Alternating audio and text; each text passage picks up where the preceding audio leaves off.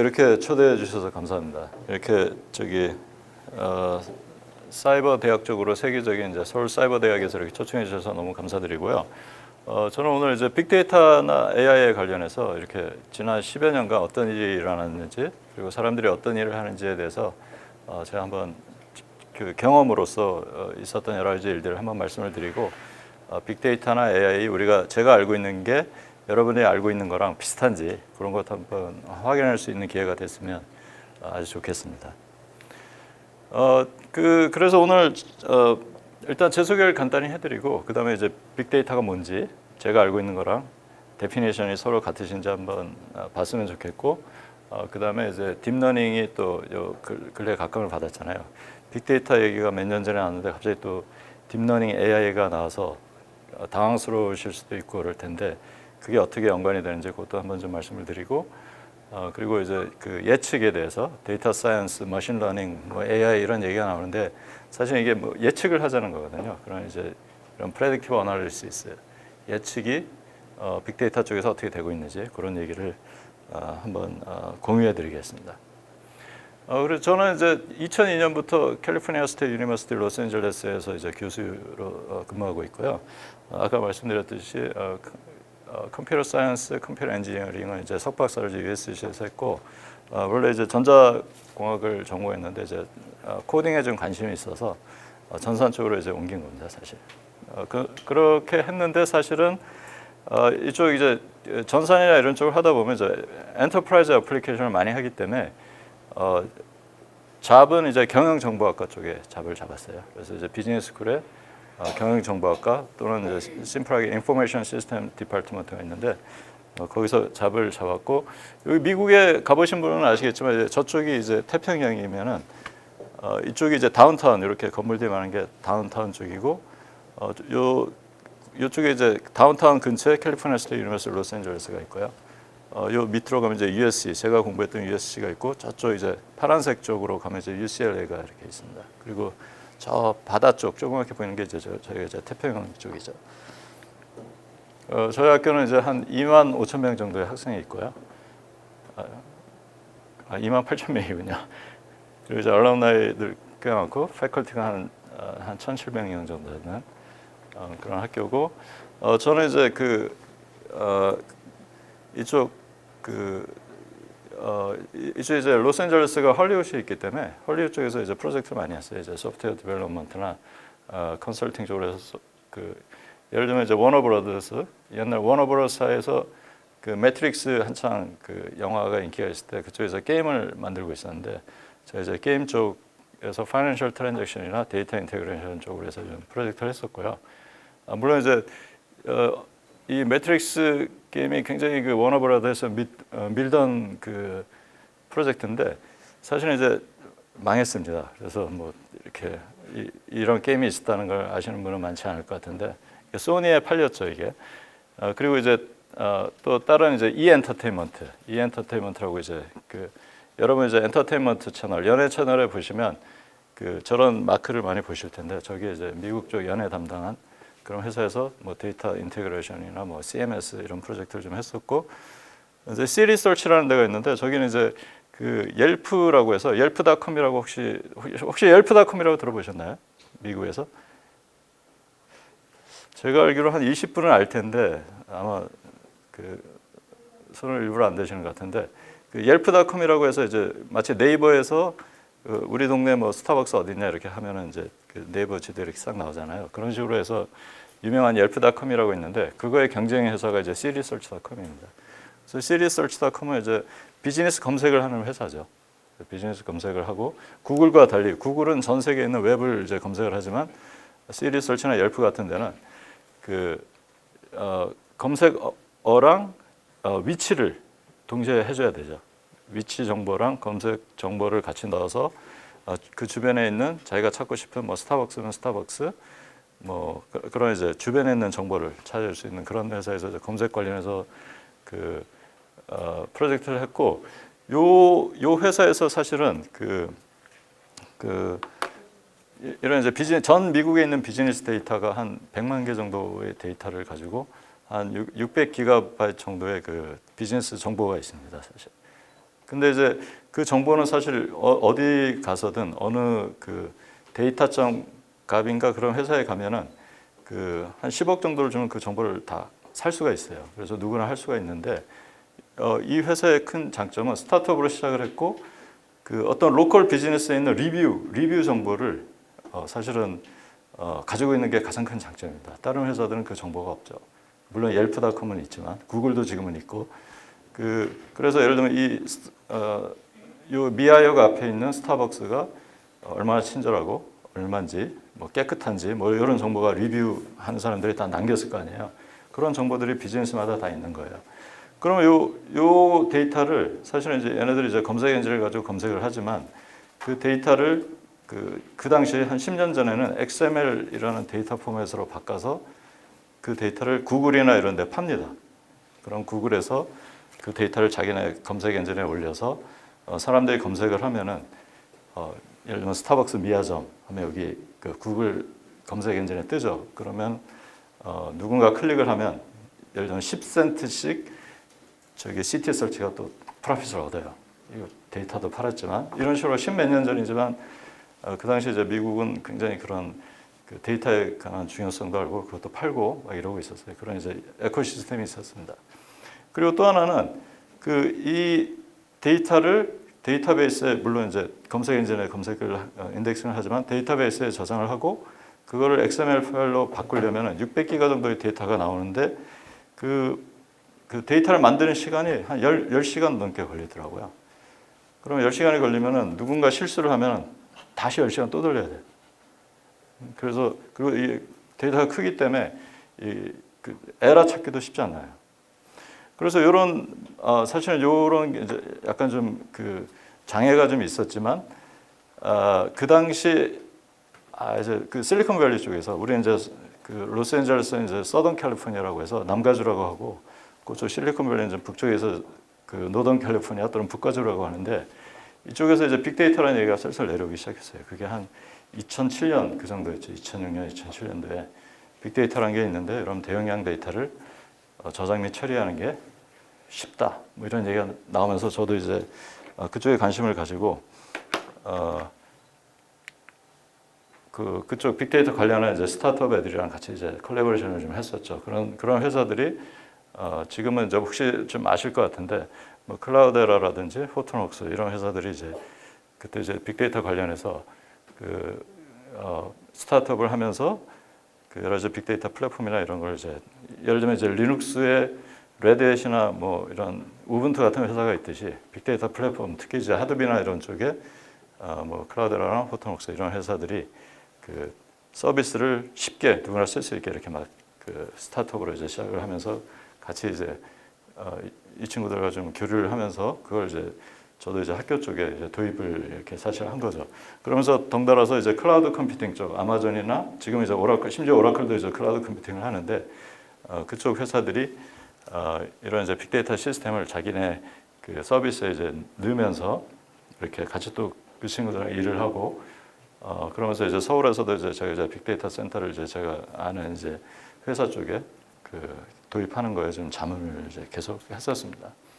그래서 이런 회사들이랑 계속 이제 같이 일을 한 거죠. 그래서 여러분들이 좀 IT 쪽에 관심이 있으신 분들은 대략 한 이 중에 8, 90% 정도의 회사는 아마 보셨을 거예요, 아마 대략.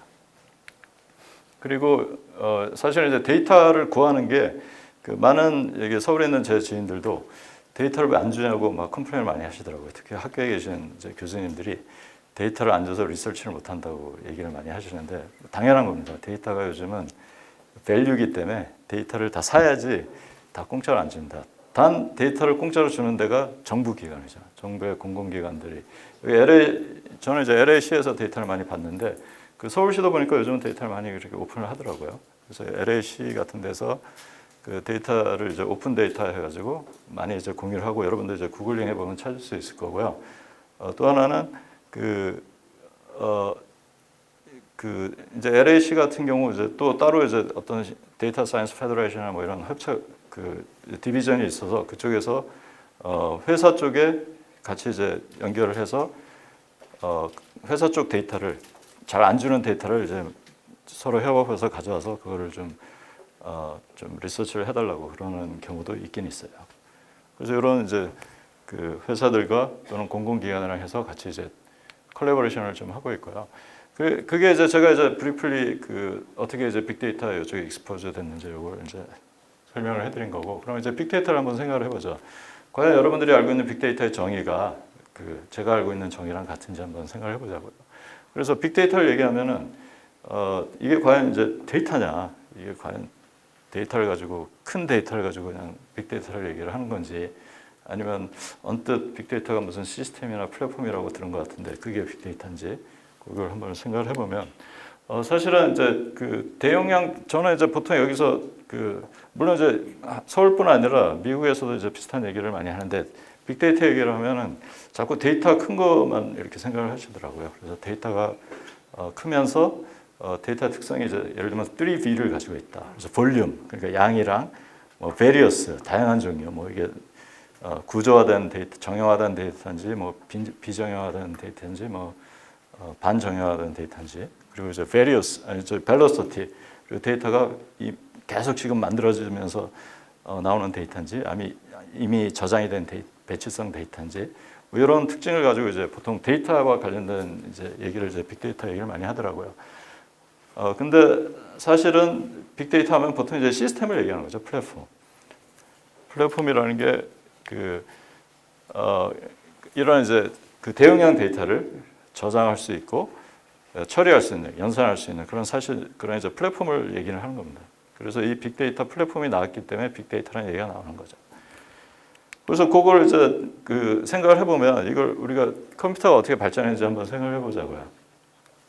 옛날에 이제 컴퓨터가 나왔을 때 예를 들면 대포라고 치면 우리 처음에 조그만 대포로 시작을 했잖아요. 근데 이제 과학이 발전할수록 대포가 점점 커지죠. 왜냐하면 성능이 좋아야 되니까. 그래서 대포를 이렇게 2차 대전에 독일이 이렇게 크게 만들었잖아요. 성능은 좋지만 일단 물리적으로 굉장히 크고 이 비용도 많이 들어가 있죠.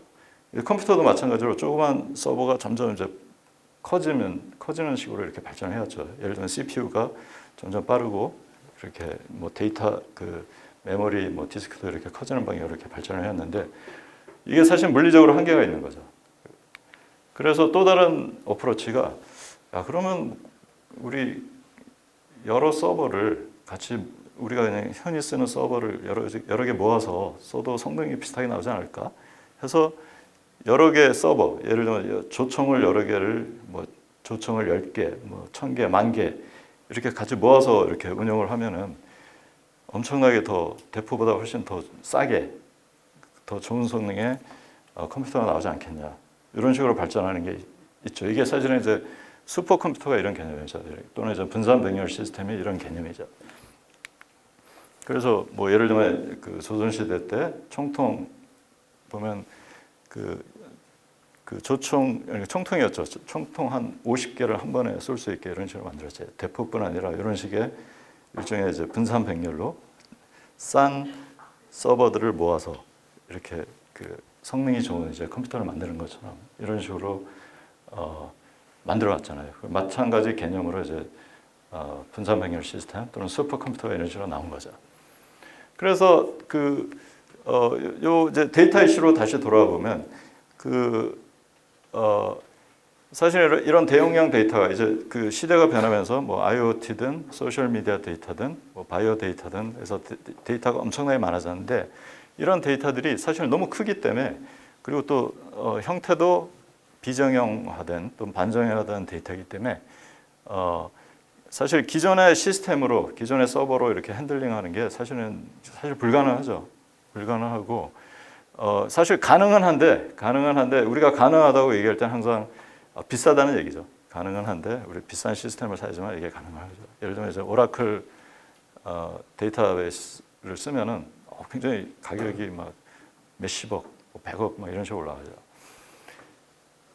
자, 그래서 사실은 이제 그 새로운 시스템이 필요하고 이런 새로운 시스템을 먼저 이제 생각하는 게 이제 구글이죠. 구글이 십몇 년 전에, 한 5년 전에 그 논문을 냈는데, 자기들이 구현한 그 시스템에 관련한 논문을 냈는데, 그 시스템이 사실은 이제 우리가 구글 입장에서는 전 세계에 있는 웹에 있는 데이터를 긁어서 그거를 자기네 검색 서버에 인덱싱하고 그걸 서비스를 제공하는데 그러려고 하니까 너무 데이터가 크고 이 데이터를 일단 저장을 한 다음에 그걸 인덱싱하려면 이제 연산이 필요한데 기존의 시스템으로 가지고 하려고 하니까 이게 안 되는 거예요. 구글 입장에서. 그러니까 되긴 되는데 너무 비싼 거죠. 기존의 시스템을 하면. 그래서 자기네 스스로 야 그럼 우리가 흔히 쓰는 서버를 가지고 우리가 흔히 쓰는 서버로 데이터를 저장하고 처리할 수 있는 시스템을 만들어 보자. 그래서 구글 엔지니어들이 사이언티스트들이 모여서 그 데이터를 저장하기 위해서 구글 파일 시스템을 만들었죠. 구글 디스트리뷰티드 파일 시스템. 그래서 여러 개의 서버에 데이터를 쪼개서 이렇게 분산해서 저장할 수 있는. 그 서버들은 또 싸고 그 싼 서버들을 이렇게 분산해서 저장할 수 있는 방식을 만들었고, 그리고 이 각 서버들마다 또 연산 그 CPU가 있기 때문에 이걸 가지고 병렬 컴퓨팅을 할 수 있는, 슈퍼컴퓨터에서 할 수 있는 병렬 컴퓨팅을, 예를 들면 10명의 사람이 모여서 계산하면 더 빠를 거 아니에요. 그런 식으로 이제 그 서버가 어차피 여러 개이기 때문에 거기 있는 CPU를 써서 병렬 컴퓨팅을 하면은 그런 시스템을 만든 거죠. 근데 이제 그거를 이제 보통 이제 예전에 이제 한 20년 전에 쓰던 AI 리스 프로그램에서 많이 쓰던 펑션을 이제 맵리드 방식으로 이제 그거를 만들었고, 결국은 이게 완성이 된 다음에 잘 쓰이고, 그러니까 이제 2003년, 2004년에 이걸 이제 페이퍼를 낸 거죠. 페이퍼를 내서 우리 구글은 이렇게 분산 병렬 시스템으로 대용량 데이터를 저장 및 처리할 수 있다 하고 자랑을 하기 시작한 거죠. 그리고 이제 사실 이게 슈퍼컴퓨터입니다. 근데 이제 슈퍼컴퓨터랑 약간 조금 다른 게, 같이 이제 분산 병렬 컴퓨팅인데 슈퍼컴퓨터는 좀 다른 게, 슈퍼컴퓨터 쪽은 데이터를 저장하는 쪽이랑 연산하는 쪽이 이렇게 네트워크로 연결이 되어 있습니다. 그래서 네트워크로 연결되어 있는데, 그리고 이제 그 연산 쪽에 비중을 많이 둬요. 데이터는 그렇게 많지 않고 연산 쪽에 비중을 두기 때문에, 사실 이제 네트워크가 있다는 말은 네트워크 레이턴시가 있다는 말이잖아요. 네트워크를 통해서 데이터를 가져오는 순간 이게 스피드가 느려지거든, 오래 걸리거든요. 근데 데이터가 적으면 별로 상관이 없어요.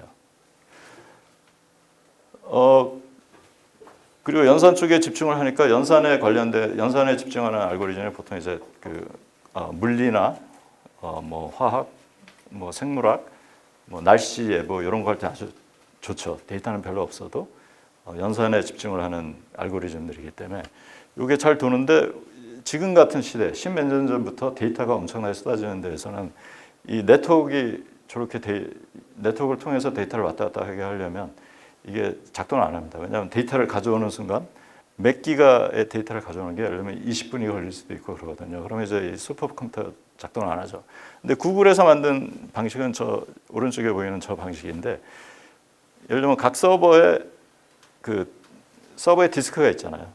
그 하드 디스크가 있고 또는 이제 뭐 SSD가 있고 거기에 CPU도 있잖아요. 그러니까 데이터가 이미 저장이 돼 있고 거기에 있는 CPU를 돌리면은, 그리고 데이터는 이제 쪼개져 있고 서로 쪼개져서 나눠져 있고, 그러면 이제 그 서버 간의 커뮤니케이션도 별로 필요 없고 데이터와 연산 간의 커뮤니케이션도 별로 필요가 없기 때문에 대용량 데이터를 저장도 이미 해놨고 분산으로 저장을 했고 컴퓨팅도 병렬로 이제 처리가 되는 거죠. 그래서 이 시스템을 통하니까 대용량 데이터의 저장 처리가 가능해진 겁니다. 그걸 이제 자랑을 한 거죠, 구글이.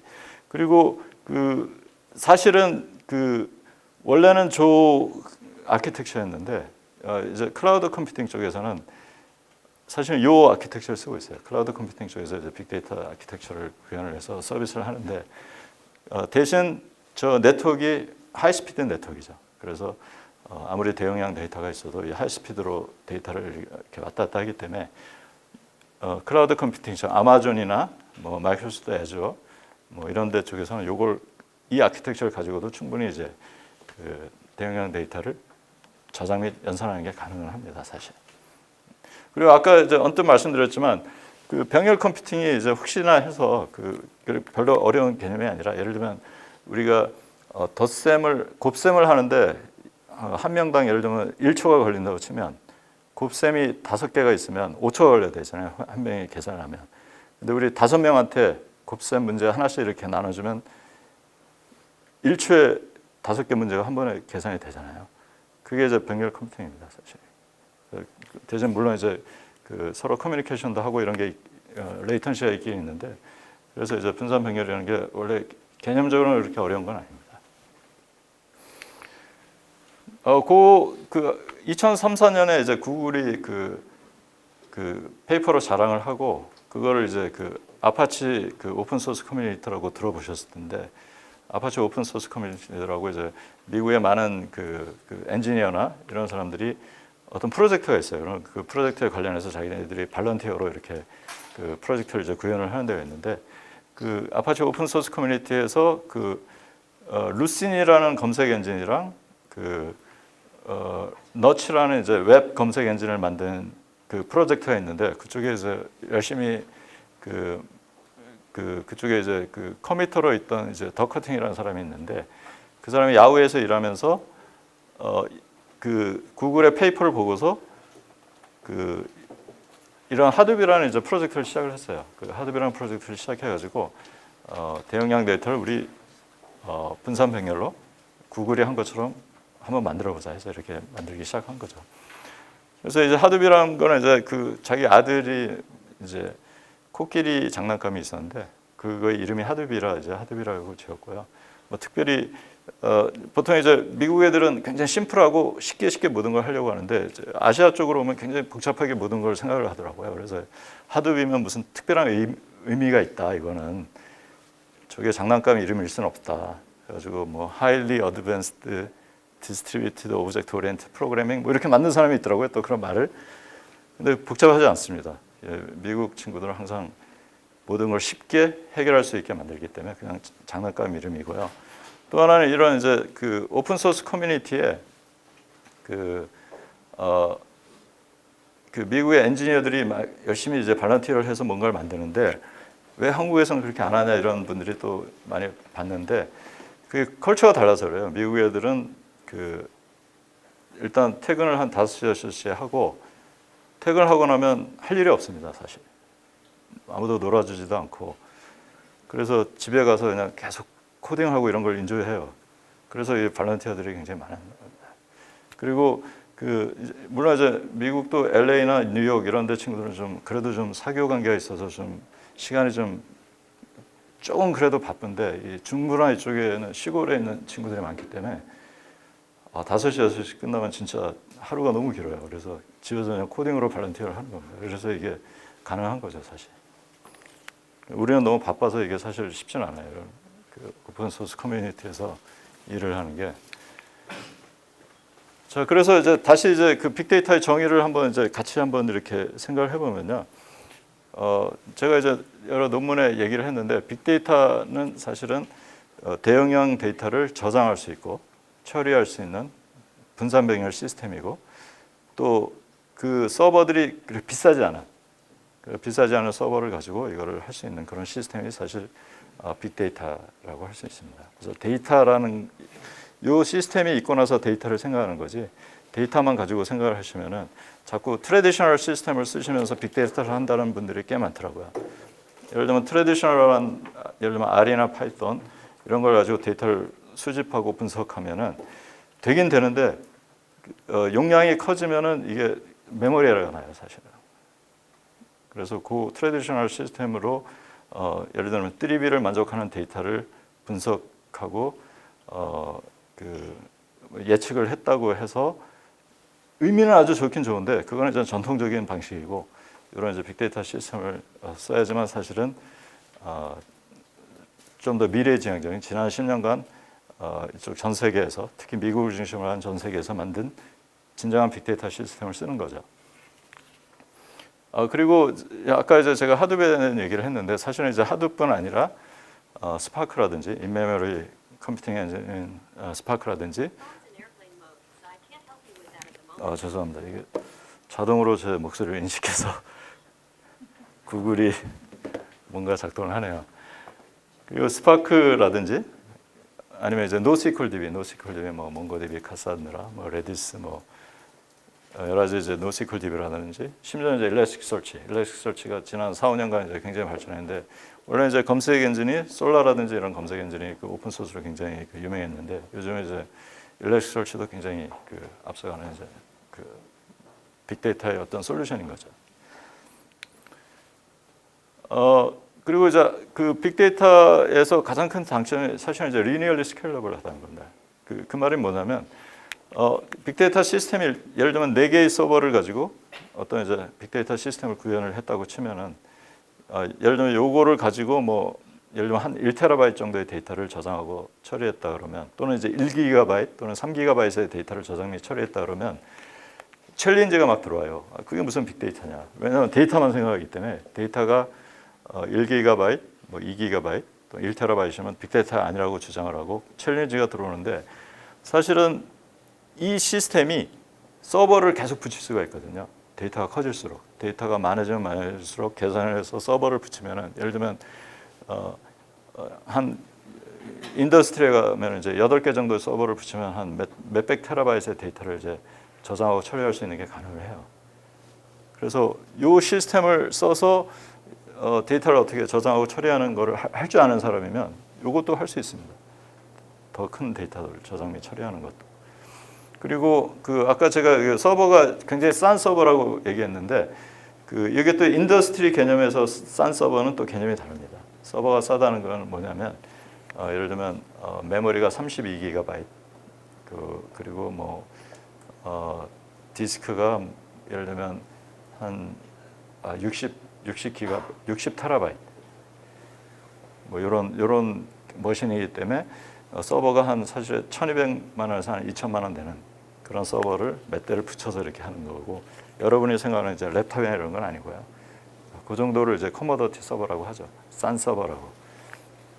그래서 이제 그런 서버를 이용하면은 클러스터를 만들어서 빅데이터 시스템을 구현하고 그걸 가지고 일단 시스템이 구현이 되면 그걸 가지고 뭐 엔지니어링을 하든지 뭐 논문을 쓰든지 데이터 사이언스를 하든지 뭐 이게 다 가능한 거죠.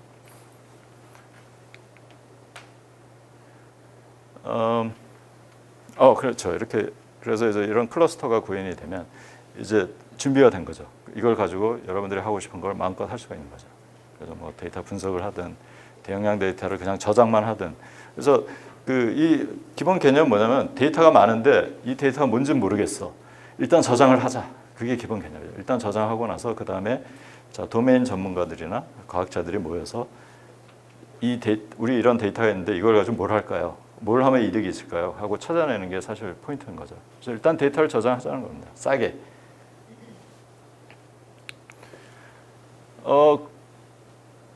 그리고 이제 요거는 이제 제가 요걸 좀 챌린지하는 분들이 너무 많아서 저도 이제 논문을 내면은 자꾸 왜냐하면 데이터를 아무도 그냥 주지 않기 때문에 제가 쓰는 데이터도 회사에서는 예를 들면 한 200테라바이트 정도를 제가 이제 핸들링을 해봤는데 보통 학교나 이런 데서 하면 3기가, 7기가 뭐 이런 데이터 가지고 이제 논문을 써야 되는데 그럼 자꾸 챌린지가 들어와요. 그게 무슨 빅데이터냐? 왜냐하면 잘 모르니까. 그래서 이런 이제 그래프를 자꾸 보여주는 거죠. 예를 들면 서버가 2대일 때랑 뭐 서버가 10대, 16대랑 컴퓨팅 파워, 컴퓨팅 엑스큐션 하는 타임, 예를 들면 이제 어떤 머신러닝 알고리즘을 돌려서 모델을 트레이닝하는 게 이렇게 속도가 이렇게 빨라진다는 걸 이렇게 보여주는 거죠. 속도가 빠른 시간에 처음에는 뭐 한 1시간 넘게 걸리던 게 서버를 11개 쓰니까 10분 내지 20분 내에 모델을 트레이닝할 수 있다는 이런 걸 이제 보여줘서 저도 이제 디펜스를 자꾸 하는 거죠. 그리고 빅데이터라는 이런 거다. 분석 연결이 되는 거 보여주는 거죠. 그리고 사실 이제 이런 이제 이 말은 뭐냐면 우리가 이제 서버를 예를 들면 뭐 한 5천만 원이든 1억이든 2억이든 들여서 서버를 구축할 수 있다는 말은 스몰 데이터나 작은 연구소도 이제는 빅데이터를 구현하는 게 가능한 거죠. 그래서 대기업만이 모든 걸 할 수 있는 게 아니고 작은 기업체나 이런 연구소들도 사실은 이제 이런 클러스터만 구현을 하면 왜냐하면 각 조직마다 자기들만의 특별한 데이터들이 있거든요. 뭐 대기업이나 이런 데가 건드릴 수 없는 그런 데이터들만 잘 자기가 도메인 논리지만 있으면, 그러니까 자기 전문 분야의 논리지만 있으면 그 데이터를 자기가 분석하거나 뭐 하면은 이제 사실 어떤 밸류를 찾아서 그걸 뭐 스타트업을 하든 아니면 자기네 어떤 이득을 찾든 이런 걸 이제 가능하다는 얘기를 이제 한번 말씀드려보는 거고. 그래서 이제 제가 말씀드린 것처럼 이제 데이터를 이제 모으면은 특히 이제 학교 쪽에서도 공공 데이터나 아니면 이제 소셜 데이터 중에 특히 이제 트위터 같은 데이터가 이렇게 페이를 안 해도 실시간으로 데이터를 계속 가져올 수 있거든요. 그런 데이터로뿐이 저도 주로 이제 분석이나 뭐 이런 걸 할 수밖에 없는데, 이런 얘가 이제 옛날에 알파고 이세돌이랑 이제 알파고 대국할 때, 그때 이제 트위터에서 데이터를 모아가지고 그런 빅데이터 시스템을 써서 전 세계에 있는 이제 사람들이 어떻게 이제 반응을 하는지 그런 걸 모아서 이제 센티멘트, 감성 분석을 한 거죠. 그래서 사람들이 어떻게 생각하는지.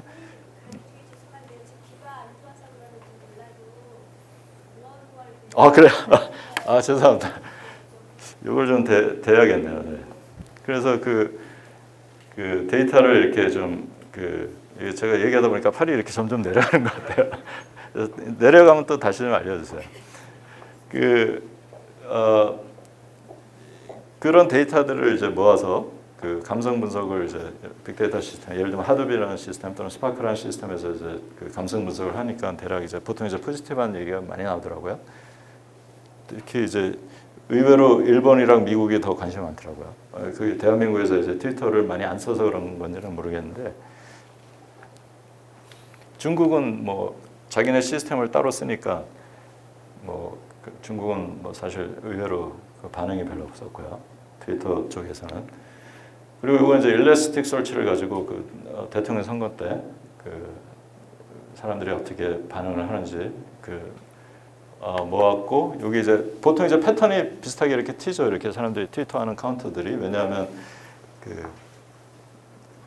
트위터가 많을 때가 분명히 낮일 거고, 없을 때가 이제 사람들 자는 시간일 거고, 클리어하고. 저기 갑자기 팍 튀었던 거는 그때 이제 대군가 이쪽에서 모 후보가 뭔가 이제 뭔가 좀 비리 부정으로 이렇게 했다, 뭐 그런 얘기가 나오면서 뉴스가 트루킹은 아닌 것 같고, 그때 누구 장애인인가 누구분들 표를 부정으로 뭔가 했다고 그랬던 것 같은데, 예. 저는 그때 이제 한번 굉장히 튀더라고요. 요거는 이제 그냥 이제 데이터 자체를 가지고 그냥 보여주는 거죠, 대시보드로. 그리고 이제 뭐 워드 클라우드라든지 이런 것도 할 수 있다는 거. 그리고 이런 거는 이제 이것도 이제 사실 일러스틱 설치가 워낙 요즘 잘 돼 있어서 공장 데이터, 스마트 팩토리 할 때 이제 공장 센서 데이터를 모아서 아웃라이어들, 뭔가 이상한 작동을 하는 그런 걸 이제 찾거나 이제 예측하는 거, 그런 걸 이제 좀 구현을 한 거고요. 요거 이제 아까 언뜻 보여드렸지만, 이건 이제 LA 부근의 비즈니스가 어떤 캐터고리들이 어떤 지역에서 얼마나 인기가 좋은지, 많은지, 이런 걸 이제 공공 데이터 가지고 대략 분석한 거고요. 요거는 이제 아까 말씀드렸던 LA시에서 데이터 사이언스 페더레이션이라는 걸 이제 여러 난프라핏이나 회사들이랑 같이 하면서, 예를 들면 이제 웨이즈라는 데이터가 있는데요. 구글, 미국이나 대부분의 나라가 이제 구글 내비게이터를 쓰고 있거든요.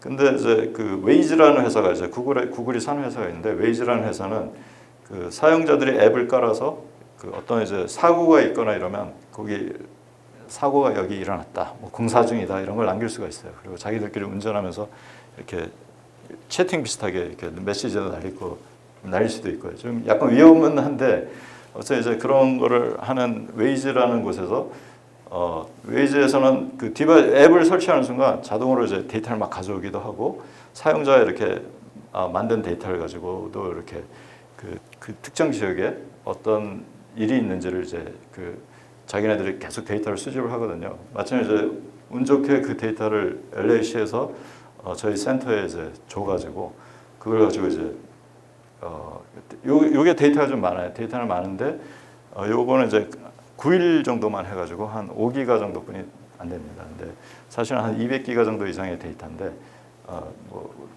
한 그 정도만 가지고 이제 실험을 한 건데, 그러면 이제 데이터 어떤 지역에 어떤 사고가 났고, 뭐 어디가 뭐 다쳤고 이런 게 이제 시간별로 시간과 지역 이걸 이제 시공간 분석 또는 이제 템포 스페셜 분석이라고 하는데 그걸 가지고 이제 우리가 변하는 걸 이제 구현을 할 수가 있는 거죠. 근데 이제 아마 이 얘기를 제가 왜 드렸냐면 뭐든지 할 수 있다는 걸 아마 보여드리려고. 일단 클러스터가 구현이 되면은 데이터만 있고 도메인 전문가만 있으면은 웬만한 모든 데이터 분석이나 예측이나 이런 건 가능하다는 걸 보여드리려고 이제 보여드린 거고, 또 하나는 데이터가 밸류이기 때문에 데이터를 얻기는 어렵다는 거. 그래서 예를 들면 기가바이트 이상으로 가는 데이터도 얻기가 어렵습니다. 여기 보통 이제 제가 지인들이랑 이제 컨퍼런스 가서 보면은 데이터들이 너무 작아요. 분석한 게. 그리고 트레디셔널 시스템을 썼고 다들 이런 빅데이터 시스템을 쓴 분들은 거의 없다고 봐야죠. 서울도 그렇고 미국도 그렇고 학교 쪽은. 근데 인더스트리 쪽은 다 쓰고 있죠. 그래서 사실은 이제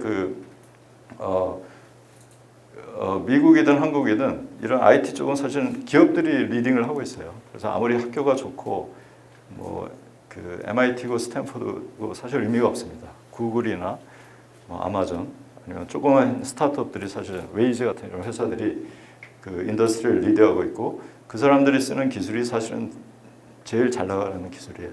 학교나 이쪽에서는 쫓아가기가 너무 힘들어요. 왜냐하면 기술이 너무 빨리 발전하니까. 그래서 이제 서울도 그렇고 미국도 그렇고 학교에서 왜 이거 안 가르쳐줘 이러는데 모르니까 가르쳐줄 수가 없는 거예요. 교수님들이 배웠을 때랑 지금이랑 기술이 달라졌거든요. 그래서 사실은 이제 기업체에 가서 인턴이나 이런 걸 해야지만 새로운 기술을 빨리 만들 수 있고 쫓아갈 수 있고 사실은 그렇습니다.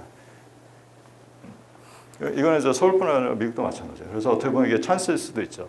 그래서 빨리 기술을 가져와서 그거를 가르치는 학교들이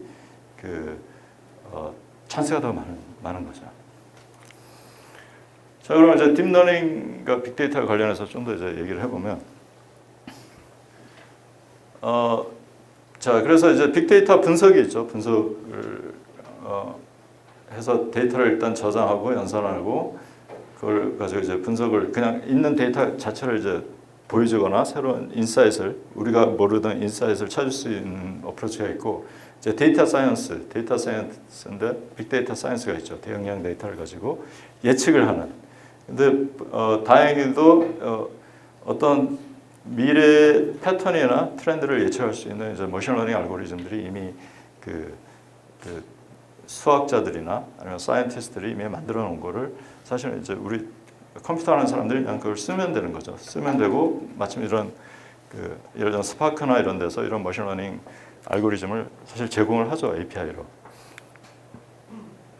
그리고 그래서 이제 스파크가 그래서 이제 사실은 하둡이 이제 한창 마켓을 장악하다가 스파크가 이제 서서히 빅데이터 쪽에 이제 나타나기 시작을 했는데 하둡이나 이런 쪽은 이제 맵리두스 컴퓨팅 엔진을 써가지고 연산을 하는데 이게 이제 치명적인 약점이 중간 단계 데이터를 이제 파일에 이렇게 디스크에 넣었다 뺐다 해야 되기 때문에 이게 사실 보틀렉이 있습니다. 거기에. 근데 이제 이 부분이 더 치명적인 게 머신러닝, 즉 데이터 사이언스 할 때는 굉장히 치명적이죠. 왜냐하면 머신러닝은 이제 루프를 계속 돌려야 되는데 루프를 돌릴 때 이게 자꾸 디스크랑 얘기를 하면은 속도가 안 나오거든요. 근데 이쪽 이제 UC 버클리, 예를 들면 아까도 말씀드렸지만 이제 학교 쪽이 보통 회사의 트렌드를 따르지 못하는데 가끔가다 학교 쪽에서 특히 UC 버클리 같은 학교에서는 굉장히 솔루션들이 갑자기 멋진 게 갑자기 가끔 나와요. 그래서 여기서 UC 버클리 이쪽 앰플랩에서 스파크라는 이제 인메모리로 분산 병렬을 하는 엔진을 이쪽에서 물론 이제 워낙 분산 병렬로 유명한 랩이긴 하지만 이쪽에서 스파크 엔진을 분산 병렬 엔진을 사실 만들어냈어요. 그리고 이게 이쪽은 이제 인메모리 연산을 합니다. 그러니까 디스크에서 연산을 하는 게 아니라 메모리 쪽의 데이터를 가지고 있으면서 그걸 가지고 연산하기 때문에 메모리는 뭐 컴퓨터를 잘 모르시더라도 메모리가 커야지 컴퓨터가 빠른 건 아시잖아요. 그래서 메모리 쪽의 데이터를 가지고 연산을 하니까 맵리두스 컴퓨팅 엔진보다 한 100배, 빠르면 100배까지도 이제 더 빠른 그런 이제 연산이 되고 그러니까 머신러닝이 아주 우리가 흔히 말하는 데이터 사이언스, 머신러닝 쪽에 아주 특화된 그런 그 컴퓨팅 엔진이 나온 거죠. 그리고 이 스파크 쪽에서는 이제 머신러닝 알고리즘도 제공을 하기 때문에 웬만큼 이제 코딩을 할 줄 아는 사람이고 분산 변경 개념만 조금만 있으면은 금방 코딩을 해서 대용량 데이터를 머신러닝, 데이터 사이언스로 돌릴 수 있는 그게 가능한 그 시대가 된 거죠. 그래서 다시 정리를 해보면, 자, 그 사실은 이제 이쪽 그 미국 쪽에서는 그 용어가 이제 데이터 관련해서 이제 잡이나 이런 롤에 대한 용어가 있는데, 그게 처음에 이제 데이터 엔지니어링이 있고, 데이터 어널리시스가 있고, 데이터 사이언스라는 용어가 있습니다. 그래서 데이터 엔지니어링은 뭐 쉽게 말해서 데이터를 컬렉트하고, 데이터를 수집하고, 데이터를 저장하고, 데이터 필터링, 뭐 데이터 몬징, 뭐 데이터 클리닝, 뭐 트랜스포밍 다 이런 게 이제 그 데이터 필터링 관련이죠. 이런 거를 주로 해주는 그런 분들이 이제 데이터 엔지니어라고 하고, 이게 대용량 데이터가 되면 빅데이터 엔지니어가 되는 거죠. 그리고 데이터 어널리시스는 그 이렇게 모아진 데이터를 가지고 뭐 코딩을 하든 뭐 SQL 큐어링을 하든 해서 그 데이터에 정말 이 데이터가 이렇게 우리 모았는데 여기 숨어 있는 뭐 멋진 그건 도대체 뭐야 하고 그걸 찾아내는 사람들이 이제 데이터 어널리시스. 그리고 자, 우리 현재 이런 상태다는 걸 알았는데, 그럼 미래에 어떤 일이 일어날까? 예를 들면 사이버 대학에 올해 2만한 정도의 신입생이 들어왔는데 내년엔 얼마만큼의 신입생이 들어올까?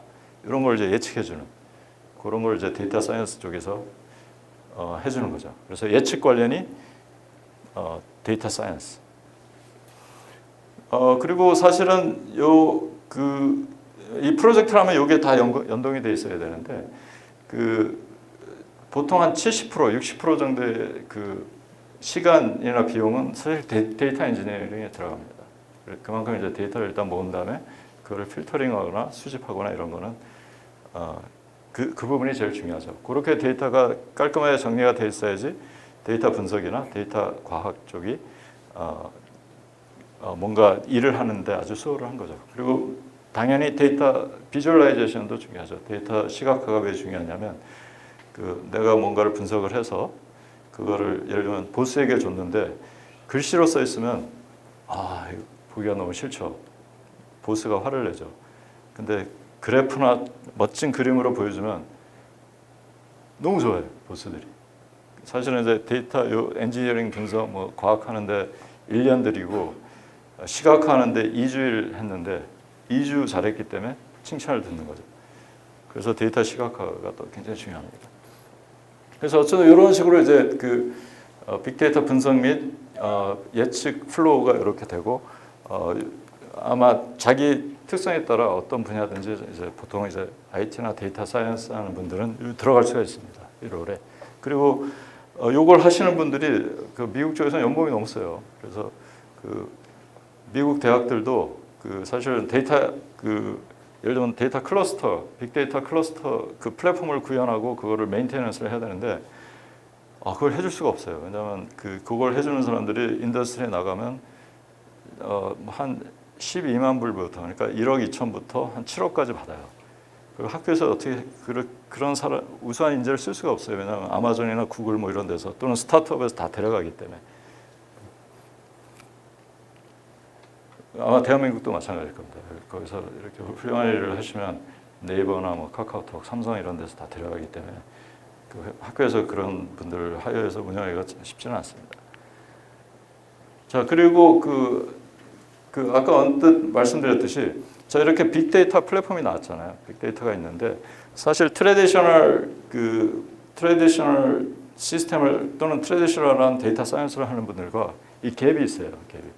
왜냐하면 빅데이터 쪽은 이제 분산 병렬로 어떤 클러스터를 이미 구현을 했고 데이터도 다 수집을 했는데 기존의 트레디셔널 시스템을 쓰시는 분들은 이 데이터를 저 시스템 자체도 모르는 경우가 많고 알더라도 저 데이터를 어떻게 가져오는지 이런 것도 잘 모르시고 그래서 그냥 트레디셔널 시스템을 쓰고 우린 빅데이터 한다 이렇게 얘기하시는 분이 많죠.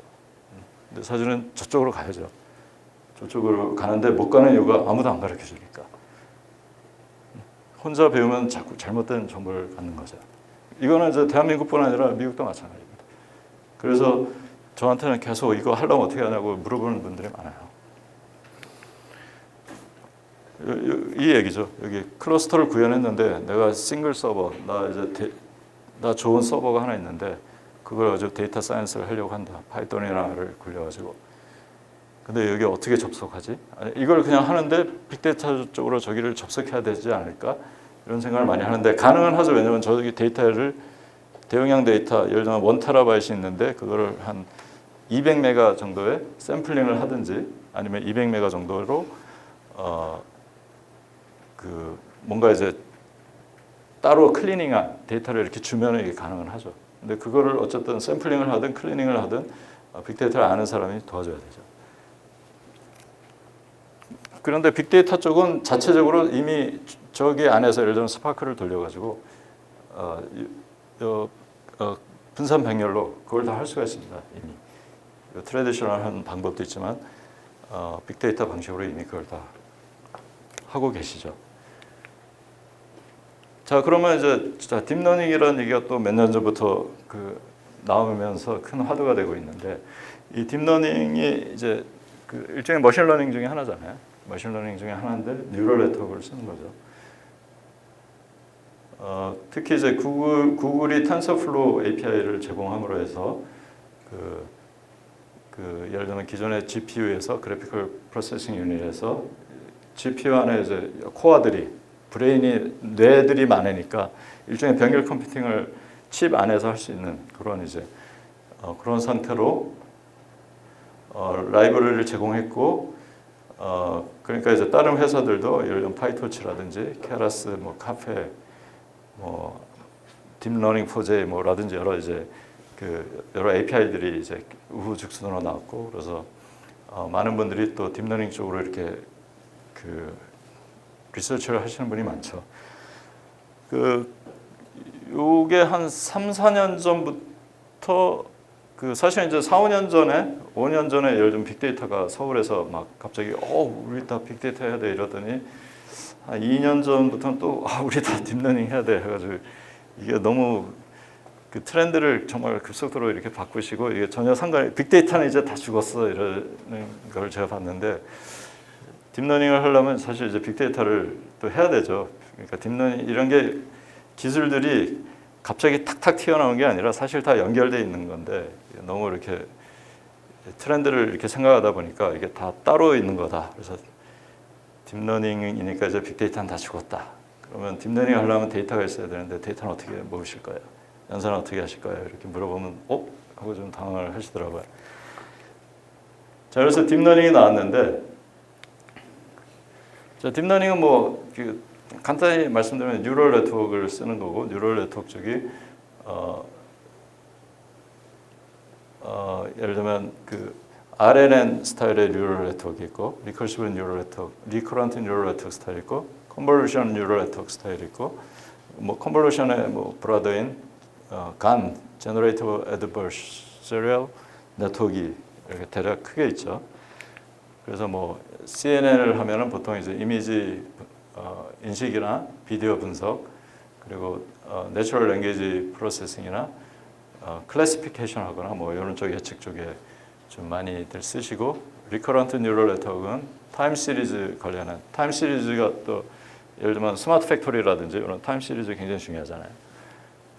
아니면 이제 스피치 레코그니션이나 합성 그리고 이미지 비디오 캡셔닝 텍스트 분석 그리고 간즈는 미디어 제너레이션에서 이제 얼굴 같은 거 합성하거나 새로운 얼굴을 만들거나 심지어 비디오에 자기 얼굴이 들어가게 만들거나 이런 게 이제 가능하죠. 근데 요거를 하려면 이제 GPU를 돌리기도 하지만 굉장히 오랜 시간 이제 모델을 트레이닝을 해야 되죠.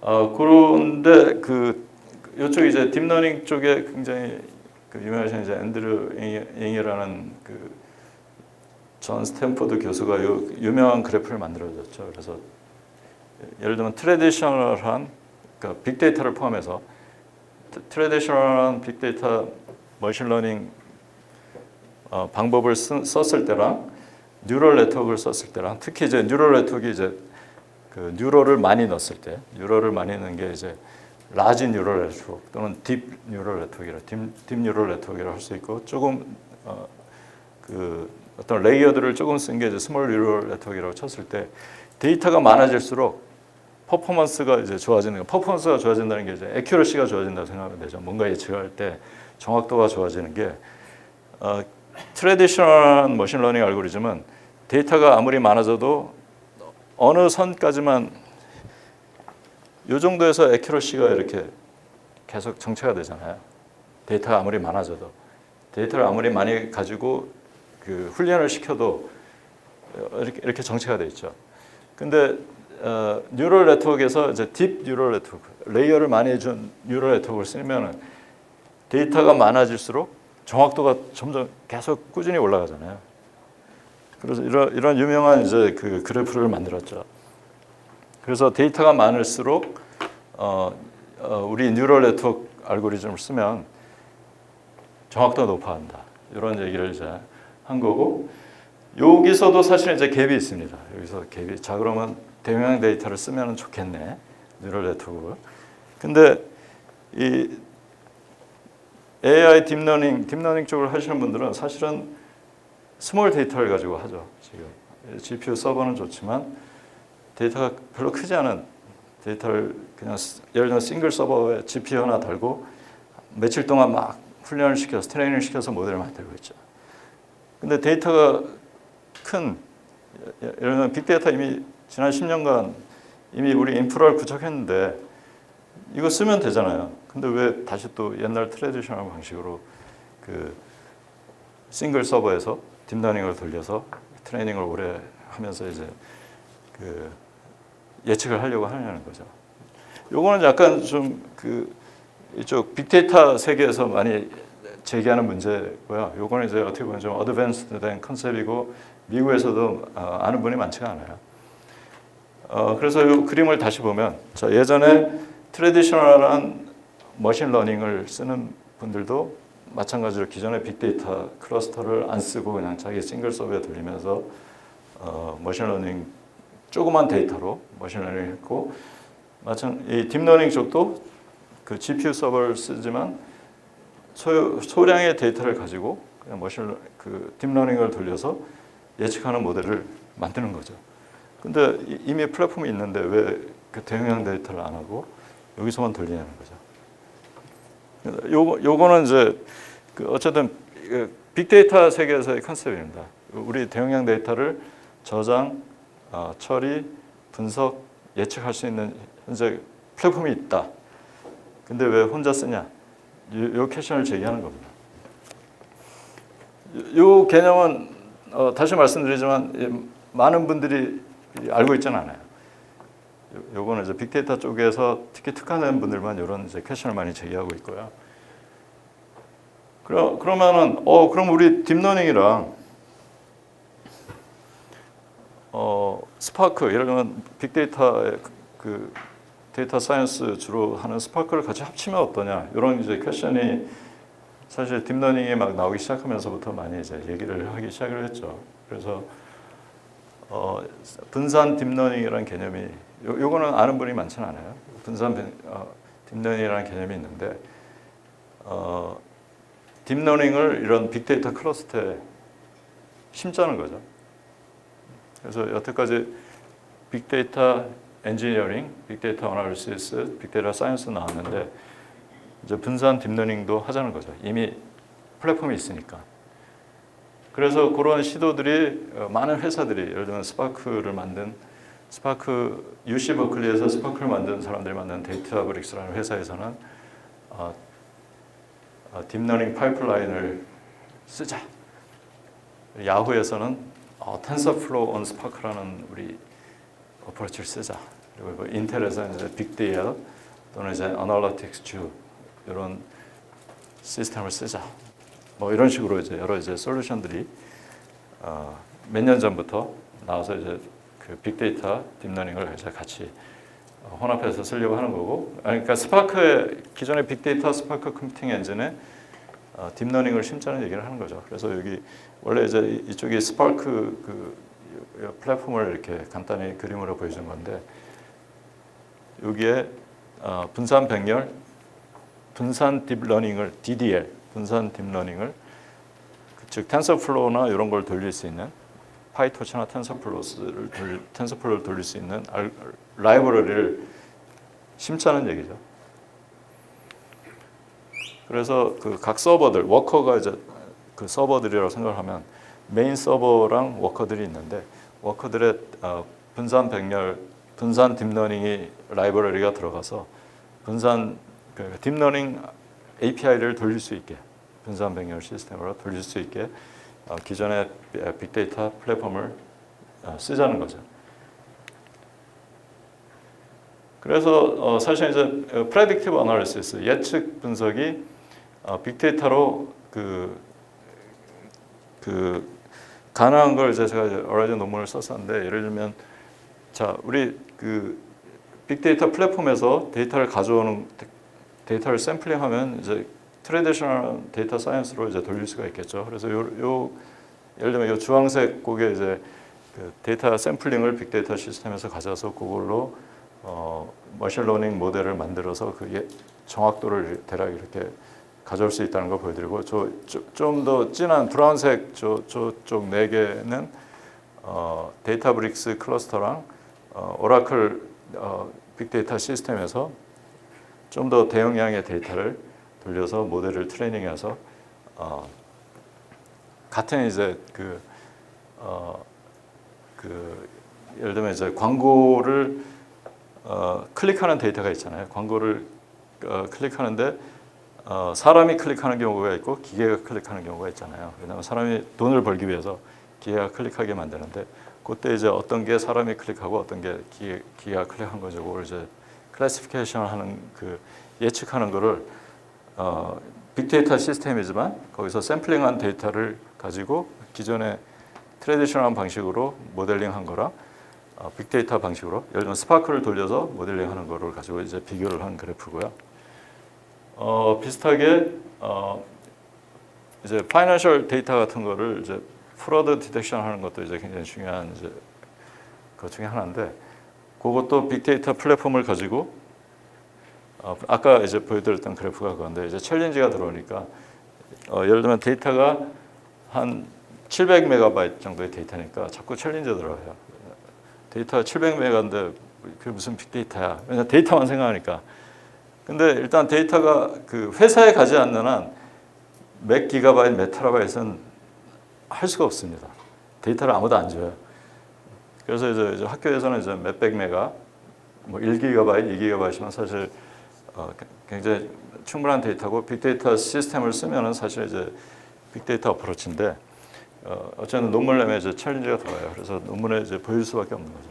야, 같은 시스템을 써도 리니얼리 스케일러블을 하기 때문에 노드를 계속 늘리면은 그 모델을 트레이닝하는 시간이 빨라진다. 이걸 이제 보여준 거죠.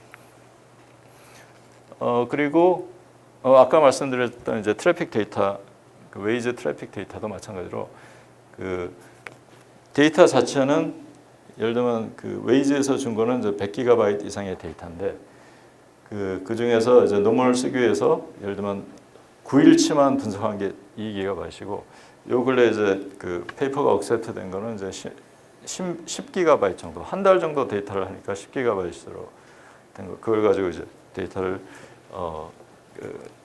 그 트래픽 예측을 하는 데이터를 그 머신러닝 모델을 만들어서 돌린 걸 이제 보여준 거죠.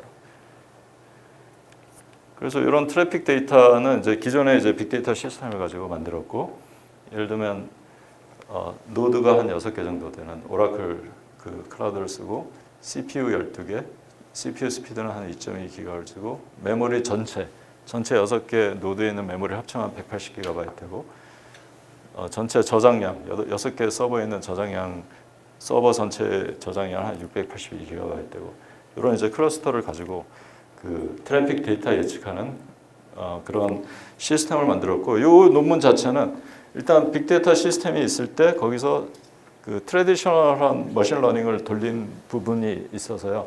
그 부분의 데이터를 샘플링 할 때 당연히 이제 빅데이터 시스템으로 데이터를 샘플링하는 거죠. 왜냐하면 데이터가 예를 들면 뭐 2GB이든 10GB이든 거기서 데이터를 샘플링을 하는 자체도 싱글 서버로 하는 걸 그 메모리 에러가 나거나 그런 문제가 있거든요. 그런데 이제 뭐 스파크로 예를 들면 데이터 샘플링을 한다든지 그러면 이게 빠른 시간에 아무런 메모리 문제 없이 이렇게 데이터를 사실 가져올 수가 있습니다. 그래서 데이터 분석 자체는 이제 빅데이터 시스템으로 데이터 분석을 해서 어떤 시간대에 트래픽이 얼마나 많고 그런 걸 이제 트래픽 레벨도 트래픽이 많냐 적냐를 이제 5개 레벨로 하고 어떤 요일에 트래픽이 얼마나 많고 이런 걸 이제 그냥 보여주는 요거는 이제 사실 인사이트만 그냥 보여주는 거고 그리고 어떤 에리어에 트래픽이 많은지 이런 것도 이제 인사이트를 그냥 보여주는 거죠. 근데 가장 중요한 거는 물론 이제 비주얼라이제이션이 중요하죠. 비주얼라이제이션도 중요하지만 사실 그 리서치로는 이런 머신러닝으로 어떤 머신러닝 알고리즘을 써서 어떤 지역에 어떤 시간대에 얼마나 트래픽이 많은지 그거를 이제 레벨 5개 멀티 클래스로 해서 레벨 5개 또는 3개로 5개로 해서 이제 정확도를 이제 예측할 수 있는 거. 이 시간대 이 지역에 트래픽이 많을까요? 보통일까요? 적을까요? 이런 걸 이제 예측할 수 있는 걸 가지고 이제 정확도를 이제 구현하는 이런 쪽에 이제 집중을 해서 페이퍼를 쓰는 거죠. 그리고 물론 이제 이 페이퍼는 굉장히 이제 프랙티컬하기 때문에 회사에서나 이런 데서도 자기네들이 어떤 트래픽이나 뭐 이런 걸 예측하고 싶을 때 이렇게 쓸 수 있게 그런 걸 구현을 한 거고요.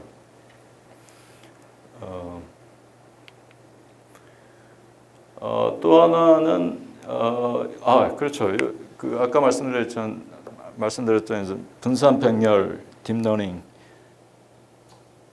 분산 딥러닝 쪽 관련해서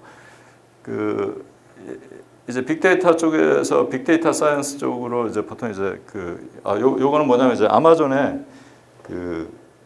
아마존이 원래 물건을 파는 회사였잖아요. 원래 이제 책을 팔던 회사가 이제는 모든 제품을 팔고 그게 이제 커지다 보니까 남는 서버를 가지고 이걸 뭔가 이득을 얻을 수 없을까 해서 이제 아마존 클라우드 컴퓨팅이 또 엄청나게 커진 거잖아요. 그래서 클라우드 컴퓨팅 쪽이 사실은 지금은 이제 더 많은 프로핏을 얻고 있는데 어쨌든 아마존의 물건을 어떤 사람들이 이런 물건을 파는구나 하는 걸 가지고 또는 어떤 사람들이 이런 물건을 이렇게 레이팅을 별표를 줬으니까 이 별표가 저 물건에는 이 사람들이 다 이렇게 별표를 줄 거다 하는 걸 이제 추천하는 추천 예측 모델링을 이제 한 건데요. 이것도 데이터는 이제 아마존에서 우리에게 줄 수 있는 건 5.26GB뿐이 안 되지만 어쨌든 이것도 이제 싱글 서버로 돌리면은 메모리 에러가 보통 나고요.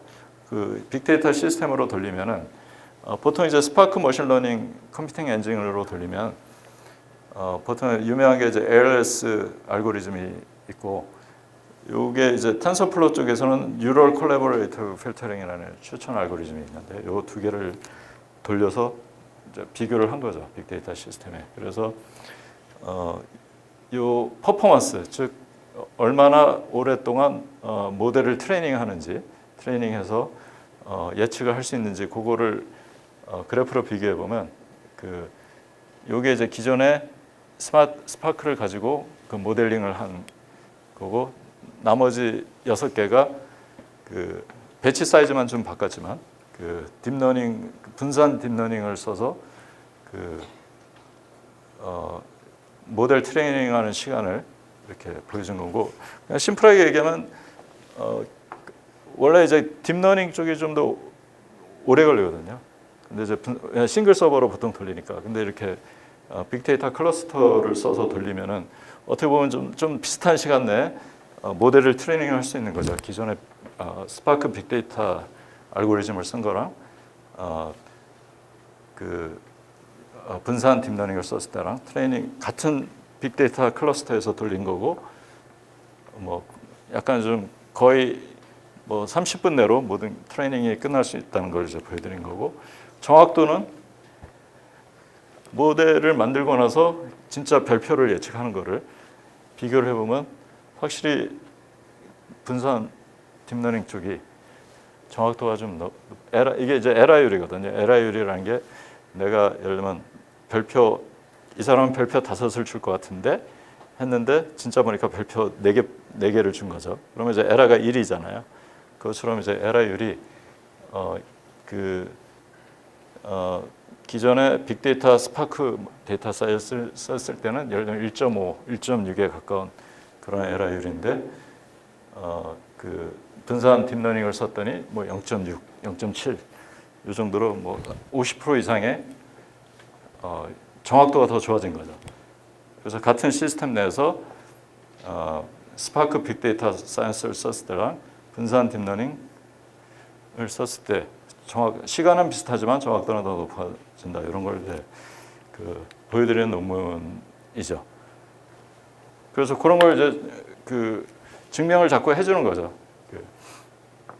자, 그러면 이제 잠깐 이제 주제를 이제 대략 여러 시스템이 이렇다는 거 알고, 사실은 아까도 말씀드렸지만 이게 IT 쪽은 너무 이게 급속도로 발전하기 때문에 이게 너무 학교에서 이렇게 따라하기가 너무 힘들어요. 그래서 사실은 이제 이런 트레이닝이나 에듀케이션 같은 거를 미국에서는 회사에서 예를 들면 빅데이터를 누가 만들었다. 그럼 그 사람들이 트레이닝을 제공을 해요.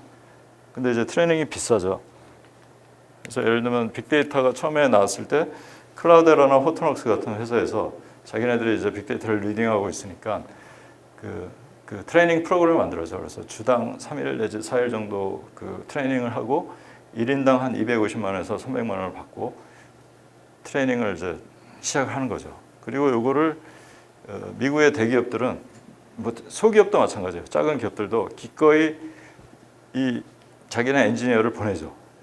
요 정도 돈을 내고. 그러면 일주일이 지나고 나면 이게 굉장히 프랙티컬한 트레이닝이라 이 사람들이 가서 배우면은 일주일 끝나고 나면 바로 회사에서 자기네들이 프로젝트 할 수가 있어요, 대략. 왜냐하면 여기서 4일 동안 배웠기 때문에. 그러나 이제 양질의 트레이닝을 제공하고 기꺼이 이제 거기에 투자를 하는 거죠. 근데 서울에서 제가 느꼈던 거는 대기업도 잘 안 쓰려고 그러더라고요, 트레이닝을 하면서. 투자는 좀 조금 하시면서 많은 걸 기대를 하시더라고요. 양질의 트레이닝을 받기 위해서는 투자가 사실 선행이 되고, 그러면 이제 그게 사실은 어떻게 보면 더 비용을 절약하는 게 되죠. 지금 당장 보면 이제 비용을 많이 쓰는 것 같지만 비용이 절약이 된다는 거죠. 그리고 대학 쪽에서도 마찬가지로 이건 뭐 전 세계의 문제예요. 혹시 이제 많은 분들이 또는 심지어 삼성에서도 하는 말을 들었는데 대학에서 학생들을 졸업생들을 자꾸 잘 모르는 사람들을 자꾸 교육을 어떻게 시키냐는 거예요. 근데 이제 대학이라는 곳은 어떻게 보면 이제 기본적인 걸 시키고 보통 미국 애들도 학생들이 방학 중에 인턴을 하면서 회사에 가서 내공을 더 쌓는 거잖아요. 그러니까 대학에서는 기본적인 예를 들면 축구로 치면 드리블하고 패스하는 걸 가르쳐주고 이제 회사에 가서 진짜 게임을 뛰면서 팍팍 내는 거잖아요. 이제 그런 거를 사실은 좀 알고 있어야지 서로 좀 대화가 되는데 기업들도 이제 특히 이제 한국에 있는 기업들도 그럼 대학에 너무 많은 걸 기대를 하더라고요. 그렇지만 사실은 학생들도 마찬가지고 대학은 어떤 기본적인 드리블과 패스를 가르쳐줘서 필드에서 게임을 할 수 있는 그 정도까지만 가르쳐주는 것이고 필드에서 진짜 게임을 하는 거는 진짜 필드에 가야 되는 거죠. 필드에 진짜 가야 되고 요거를 한번 옛날에 이제 역사를 한번 보면 옛날에 이제 청나라가 쳐들어왔을 때 우리가 굉장히 우수한 세계적인 이제 조총 부대가 있었잖아요. 그게 왜 그러냐면 조총 부대라는 게 원래 이제 기병을 대적할 수 있는 그 전까지 전 아시아, 전 유럽, 전 세계를 지배하던 건 기마병이잖아요. 근데 일본도 마찬가지로 전국시대 때 기마병을 가진 제후들이 최강이었죠. 그래서 그때 오다 노부나가가 운 좋게 이제 조총 부대를 만들어서 프로토콜을 통해서 조총 부대를 만들어 가지고 일본의 최강의 기마병을 이겼잖아요. 조총부대가. 그게 이제 유명한 나가시노 전쟁이었고 그 기세로 이제 임진왜란을 일으키고 우리도 많이 당했죠.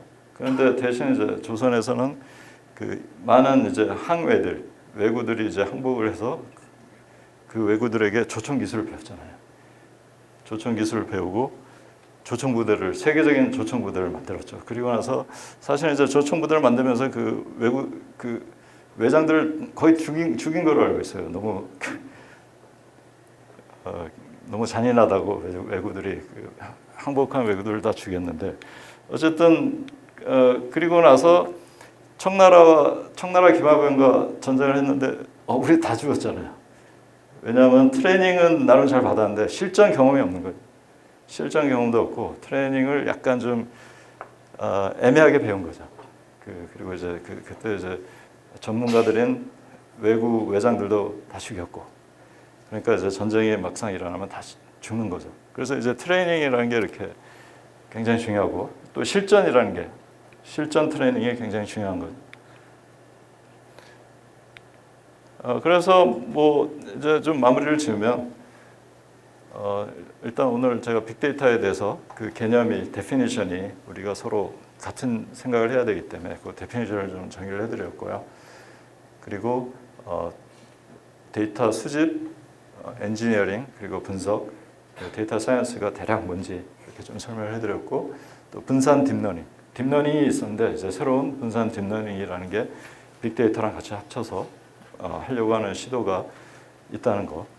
요거는 아는 분이 많지 않습니다. 그래서 이런 거에 좀 도움이 되셨으면 좋겠고, 이런 이제 예측 분석이 빅데이터 사이언스 그리고 분산 딥러닝으로 이쪽에서 계속 그 프랙티컬하게 그거를 쓰려고 많이 애쓰고 있다는 건 미국 쪽에서 그런 말씀을 드리고 싶고, 또 에듀케이션 이것도 굉장히 실전 에듀케이션이 중요하다. 티오리만 배우는 거는 이제 IT 세계에서는 다 죽는 거죠. 밖에 나가면 실전으로 에듀케이션을 받아야지만 어디 가서든 서바이벌하고, 서바이벌 한다는 말은 이제 자기 연봉이 미국에서처럼 2억에서 7억 사이로 왔다 갈 수 있는 그런 연봉을 받을 수 있는 그런 이제 내공을 키울 수 있다는 거죠. 자, 그러면 제 톡은 여기서 대략 마무리를 짓고 혹시 질문이 있으신지요?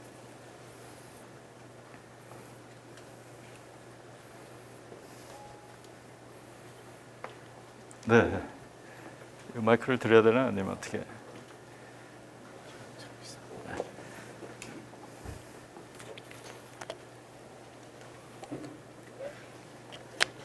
아까 분산처리 예시에서요.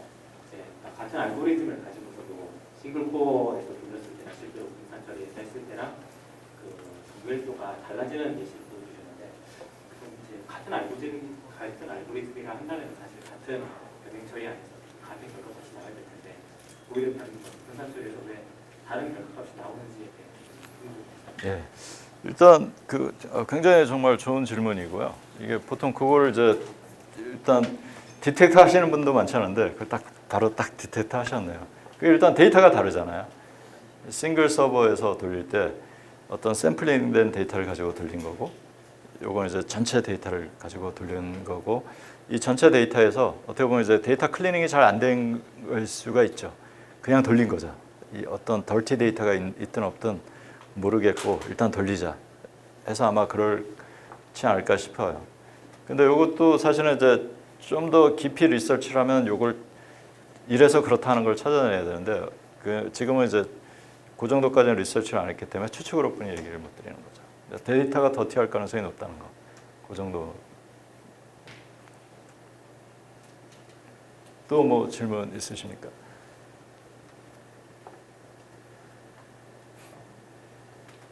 참고로 저 같은 사람을 만나기가 쉽지 않기 때문에 정말 좋은 기회니까 아무 질문이나 한번 하시길 바랍니다.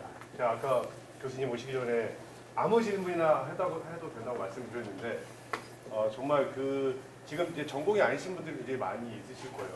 그런 분들은 본인 회사가 이런 자료들이 많은데 이걸 어떻게 좀 했는지 이런 것들을 저희보다는 지금 교수님처럼 이 빅데이터 전문가가 이렇게 한국에 와서 얘기하기가 쉽지 않으니까 좀 여쭤보시면 좋을 것 같아요.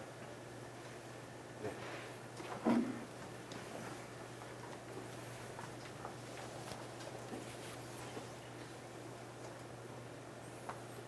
네, 저는 데이터나 이쪽 관련 업무를 하진 않는데 제가 이제 업무하고 있는 게 고객 관리 쪽의 업무를 하고 있어요. 기획 쪽을 하고 있는데 이제 그 업무를 하다 보니까 어떤 소비자하고 이제 저희 기업과의 관계들 있잖아요. 이런 게 데이터들이 쌓이더라고요. 이 데이터들을 획득을 하고 그걸 통해서 뭐 인사이트를 좀 뽑고자 한다고 한다면 말씀하셨던 지금 말씀 강해 주셨던 빅데이터를 활용할 수 있는 그런 방법들이 있는지. 어떻게 보면 이제 굉장히 그게 티피컬한 빅데이터 그 문제고요. 보통 전통적으로 원래 늘 하시던 게 그게 사실 그 분야거든요. 고객 관리 분석이나 이런 쪽. 그래서 예전에는 이제 그냥 트레디셔널한 방식으로 했는데 지금은 이제 예를 들면 빅데이터 시스템 안에 뭐 고객 데이터든 뭐 파이낸셜 데이터든 모든 게 다 통합된 상태로 데이터를 가지고 있으면서 뭐 360도로 그런 고객 데이터를 분석하자 뭐 이런 시도를 많이 하고 있죠. 한국의 많은 대기업들은 사실 그걸 하고 있습니다. 실례지만 어느 대기업이신가요? 아니면 다이소는 굉장히 큰 회사잖아요. 아마 제 생각에 다이소에서 이미 하고 있을 겁니다. 다이소 본사나 이쪽에서. 근데 아마 조그만 부서에서도 혹시 그쪽 빅데이터 시스템을 억세스 할 수 있으면 당연히 할 수 있을 것 같고요. 예.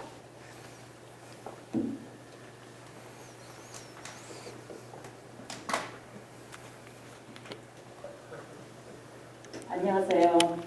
저는 사실 여기하고 관련이 없습니다. 그러나 제가 열심히 얘기를 듣다가 기록을 못해서 영어를 많이 썼거든요. 근데 이제 저희 아들을 얘기를 해주고 싶어서요. 저희 아들이 지금 연대 박사과정에 마지막에 코스를 지금 걷고 있어요. 그래서 제가 이 교육을 참 4차선 IT 빅데이터에 대해서 들은 게 너무 저도 좋아요. 근데 아들이 굉장히 이게 좋을 거라 생각을 해요. 혹시 무슨 전공이 어떤 예, 쪽? 이쪽이에요. 그러면 뭐. 그래서 제가 열심히 지금 영어만 적었어요. 영어 적어주면 시간에 사적을 하고 영어를 이렇게 적었는데 어떻게 전달을 해야 할지 그게 제일 궁금하네. 어떻게 아이한테 살짝 녹음을 박았어. 근데 아까 교수님께서 이거 비디오로 다 공개하신다고. 저희 서울사이버대학교 입학 홈페이지 가면 이 4개의 강의들을 다 업로드 해놓을 겁니다. 사실은 교수님 강의를 저희가 촬영을 해서 홈페이지에, 왜냐면 이게 굉장히 조심스러운 일이에요. 또 저희가 강사를 드리지만 이 저작권도 있고 그래서 근데 저희가 그냥 정말 무리하게 부탁을 드려서 이 내용을 모든 학생들이 또 우리나라 사람들이 다 볼 수 있게끔 탑재를 할 거니까 여러분들 주변 분들에게 많이 홍보를 해주시면 좋을 것 같습니다. 감사합니다. 네, 총장님 먼저 지금.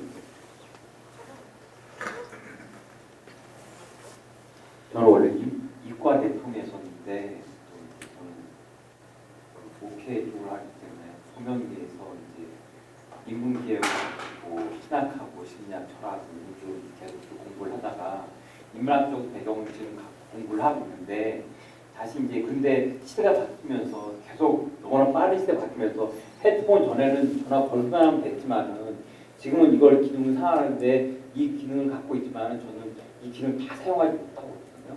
근데 어쩌면 우리가 이것들을 우리가 알아야 되는 거잖아요. 도구로서 알아야 되는데 사실상 인문학적 배경 속에서 이거를 공부를 알아나가야 되는데 어떻게 이걸 또 접목시키고 접근해 나가야 되는지에 대해서 사실상 어쩌면은 막연한 것들이 좀 많이 있거든요. 오늘 들어서 사실상 딥러닝과 빅데이터라는 그 용어를 갖고 왔지만은 여기서 이제 강의 드리면서 사실상 생소한 것들이 참 많이 있어요. 그러니까 지금 생소한 것들이 좀 시간이 지나고 나서 어느 상황이 났을 때 이 생소한 것이 또 나에게 접목점이 또 생기는 것들을 또 사람으로 느꼈거든요. 그렇기 때문에 이것이 지금은 저에게 별로 이렇게 많은 제가 소화를 못 시켰지만은 이 어떤 이 제목들이 통해서 나중에 또 내가 이거를 또 연관성이 있는 곳으로 또 갈 수 있는 것들이 또 생기는 것들을 느끼면서 이것들을 어떻게 또 이거 배움을 가지고 싶은데 이걸 어떻게 배움을 이렇게 접근을 해야 되는지에 대해서 좀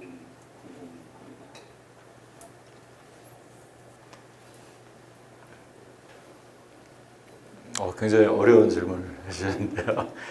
이게 보통 이제 여러 가지 그 접근법이 있잖아요.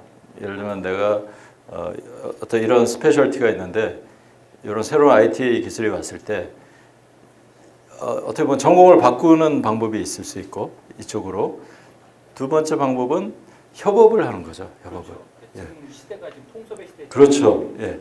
그래서 내가 굳이 4년간 5년간 이걸 배워야 되나 이런 한번 고민을 해보고 대신에 배우는 대신에 나는 이쪽의 전문가니까 이쪽에 IT나 이쪽의 전문가랑 같이 협업을 해서 뭔가 새로운 밸류를 찾는 거죠. 왜냐하면 IT 하는 사람은 기술을 하는데 도메인을 잘 모르거든요.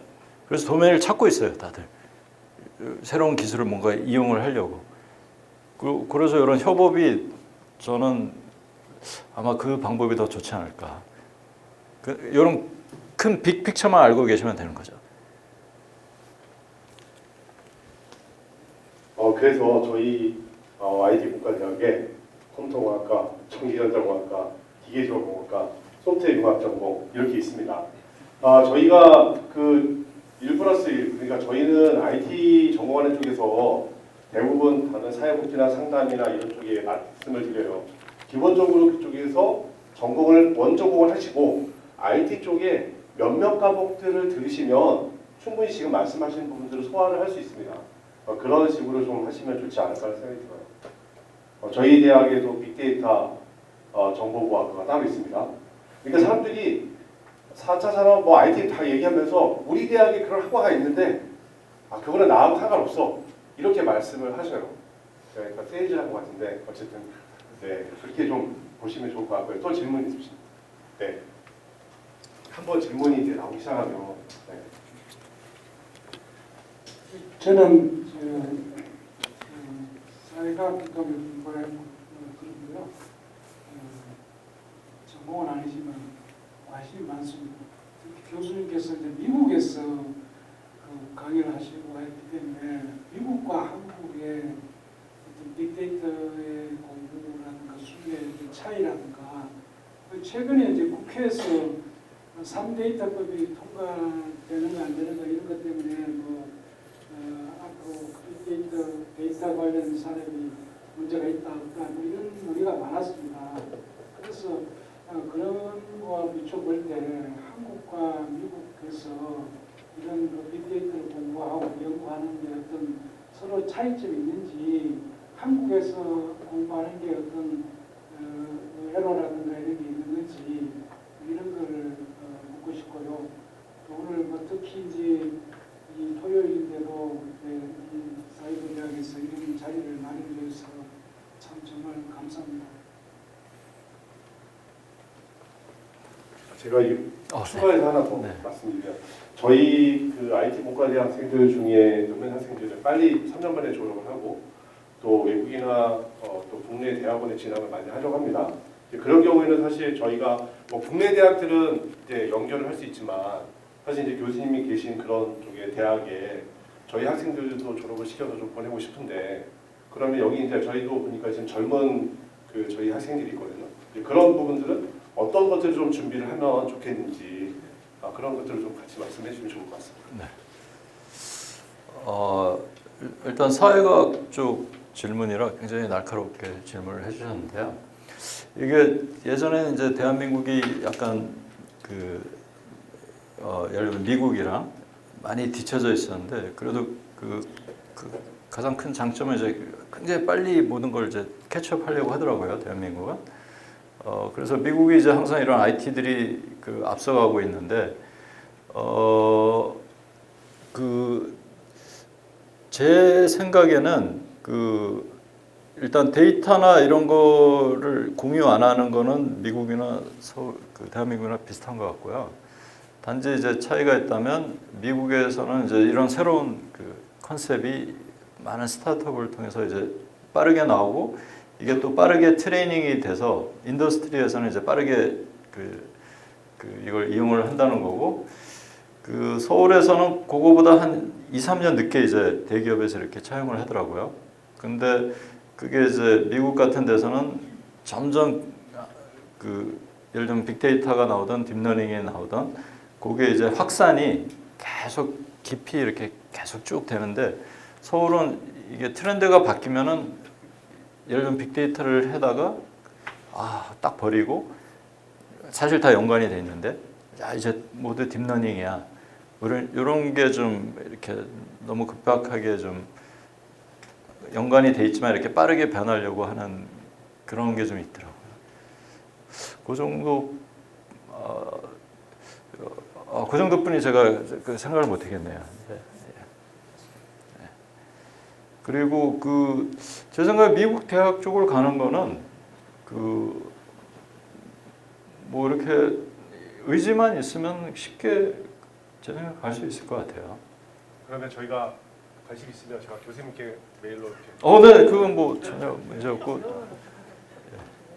워낙 대한민국이 요즘은 이제 굉장히 앞서가기 때문에 미국에서도 서울에서 왔다 그러면 굉장히 리스펙트를 하더라고요. 또 질문 있으신 총장님.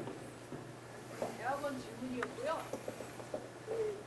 아까 이제 제 길을 솔깃하는 곳이 우리 이제 졸업생들이 교수님 계신 데이터 사이언스 그쪽 대학원에 가면 졸업한 이후에 기술이 좀 좋으면 연봉 12만 불 받고 취직할 수 있는 가능성이 있는지 만약 그렇다면 우리가 학부에서 훌륭한 학생을 전략적으로라도 몇 분을 좀 대학원을 보내서 그 학생들이 미국에서 이제 대기업에 들어가고 한국에 와서 기여할 수 있도록 학교에서 지원할 의사가 있고 그리고 대학원 학비가 어느 정도 되는지 그걸 좀 알고 싶습니다.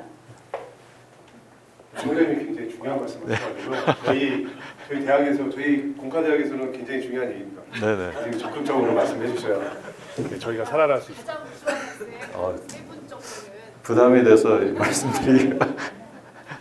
근데 일단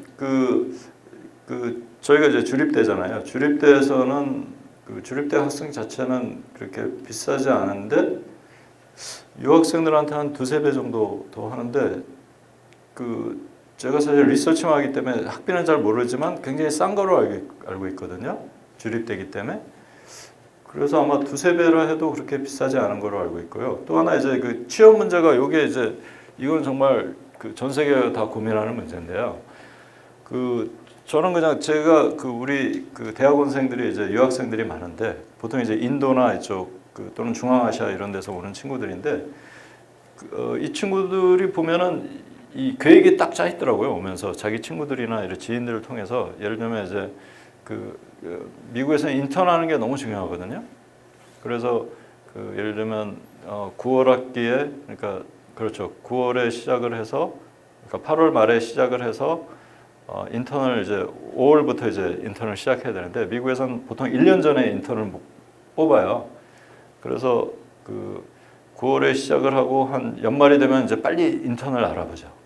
인턴을 집요하게 알아봐야 됩니다. 왜냐하면 대한민국은 좀 대기업 위주의 나라지만 미국은 이제 중소기업, 스타트업이 너무 많기 때문에 심지어 100개 이상의 어플리케이션을 내야 돼요. 그러면 보통 이제 네트워크를 통해서 가는 게 좋은데 네트워크가 잘 안 되더라도 운 좋으면 이제 인터넷 들어가서 인턴을 하기 시작하면 이제 찬스가 높아지는 거죠. 왜냐하면 진짜 이 잡을 잡을 때는 인턴이나 이런 경력이 있는 친구들을 먼저 뽑거든요. 그렇게 시작을 하고 여기서부터는 정말 정말 너무 어려워요. 왜냐하면 제가 데리고 있던 학생들은 센터에 있던 학생들은 뭐 미국의 유수의 기업들에 다 취직을 하긴 했어요. 근데 이 친구들의 공통점이 굉장히 적극적이에요.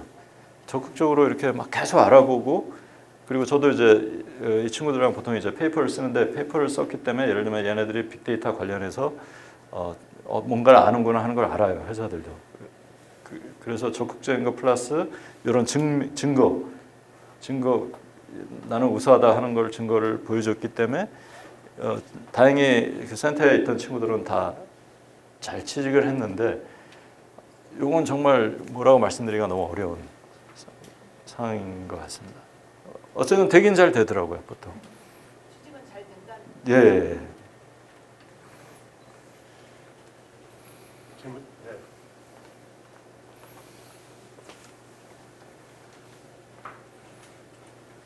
이제 데이터 사이언스 준비에 대한 좀 실질적인 질문이 될 텐데요. 사실 국내에서는 이제 많이 그런 데이터 분석에 대한 중요성이 많이 이야기가 되면서 이른바 학원 형식으로 요즘에는 뭐 DSC나 아니면 패스트 캠퍼스 같이 그런 학원들에서 실제로 이제 그런 강의들, 강좌들을 많이 오픈을 해주기는 하는데 실제로 해외에서 일하고 오신 분들 이야기 들어봐 봤을 때는 학원이나 이제 그런 학부 수준보다는 사실 대학원 진학에 대한 필요성에 대해서 많이 내주시고 대학원 과정에 있어서 이분들이 이제 중요하게 이야기하는 그런 커리큘럼 이야기를 하이브가 들어보면은 그 중에서 이제 특히 이제 통계학 중에서도 이제 수리 통계, 그러니까 이른바 매스메디컬 이제 스태티스틱에 대한 중요성을 많이 이야기를 하시더라고요. 실제로 이제 교수님 입장에서 어떻게 생각하시는지 좀 듣고 싶어서 묻습니다. 저희과 학생인데 저희 되게 어렵습니다. 자, 우리가 이제 통계학 얘기가 나오면 이제 IT 쪽에서는 머리가 아프죠, 일단. 왜냐하면 통계학을 잘 모르기 때문에. 그래서 IT 쪽에서는 특히 이제 통계학의 기본은 제가 알기로 샘플 데이터를 가지고 뭔가를 예를 들면 예측을 한다거나 그렇게 하는데 이제 시대가 변해가지고 대용량 데이터를 가지고 하기 때문에 일단 여기서 샘플링을 하는 것도 빅데이터로 해야 돼요. 그리고 샘플링도 그 바이어스 안 되게 이렇게 샘플링을 또 잘 해야 되고. 그래서 아마 제가 하고 싶은 말은 대부분의 IT나 이쪽 하는 사람들은 통계학을 모르지만 20만 불에서 70만 불을 받는다는 거죠. 그리고 통계학은 어떤 면에서 보면 트레디셔널한 시스템이라는 거죠. 어프로치고. 그래서 통계학이 굉장히 중요는 하지만 이쪽 IT나 빅데이터 하는 쪽에서는 뭐 알면 좋지만 몰라도 다 실제로 다 하고 있다는 거죠. 그래서 모르는 사람이 아마 99.99% 이상일 겁니다. 통계학적으로. 통계하는 사람들은 중요하다고 얘기를 하죠. 근데 IT 하는 사람들은 나 모르는데 아마 다들 그럴 거예요. 있으신가요?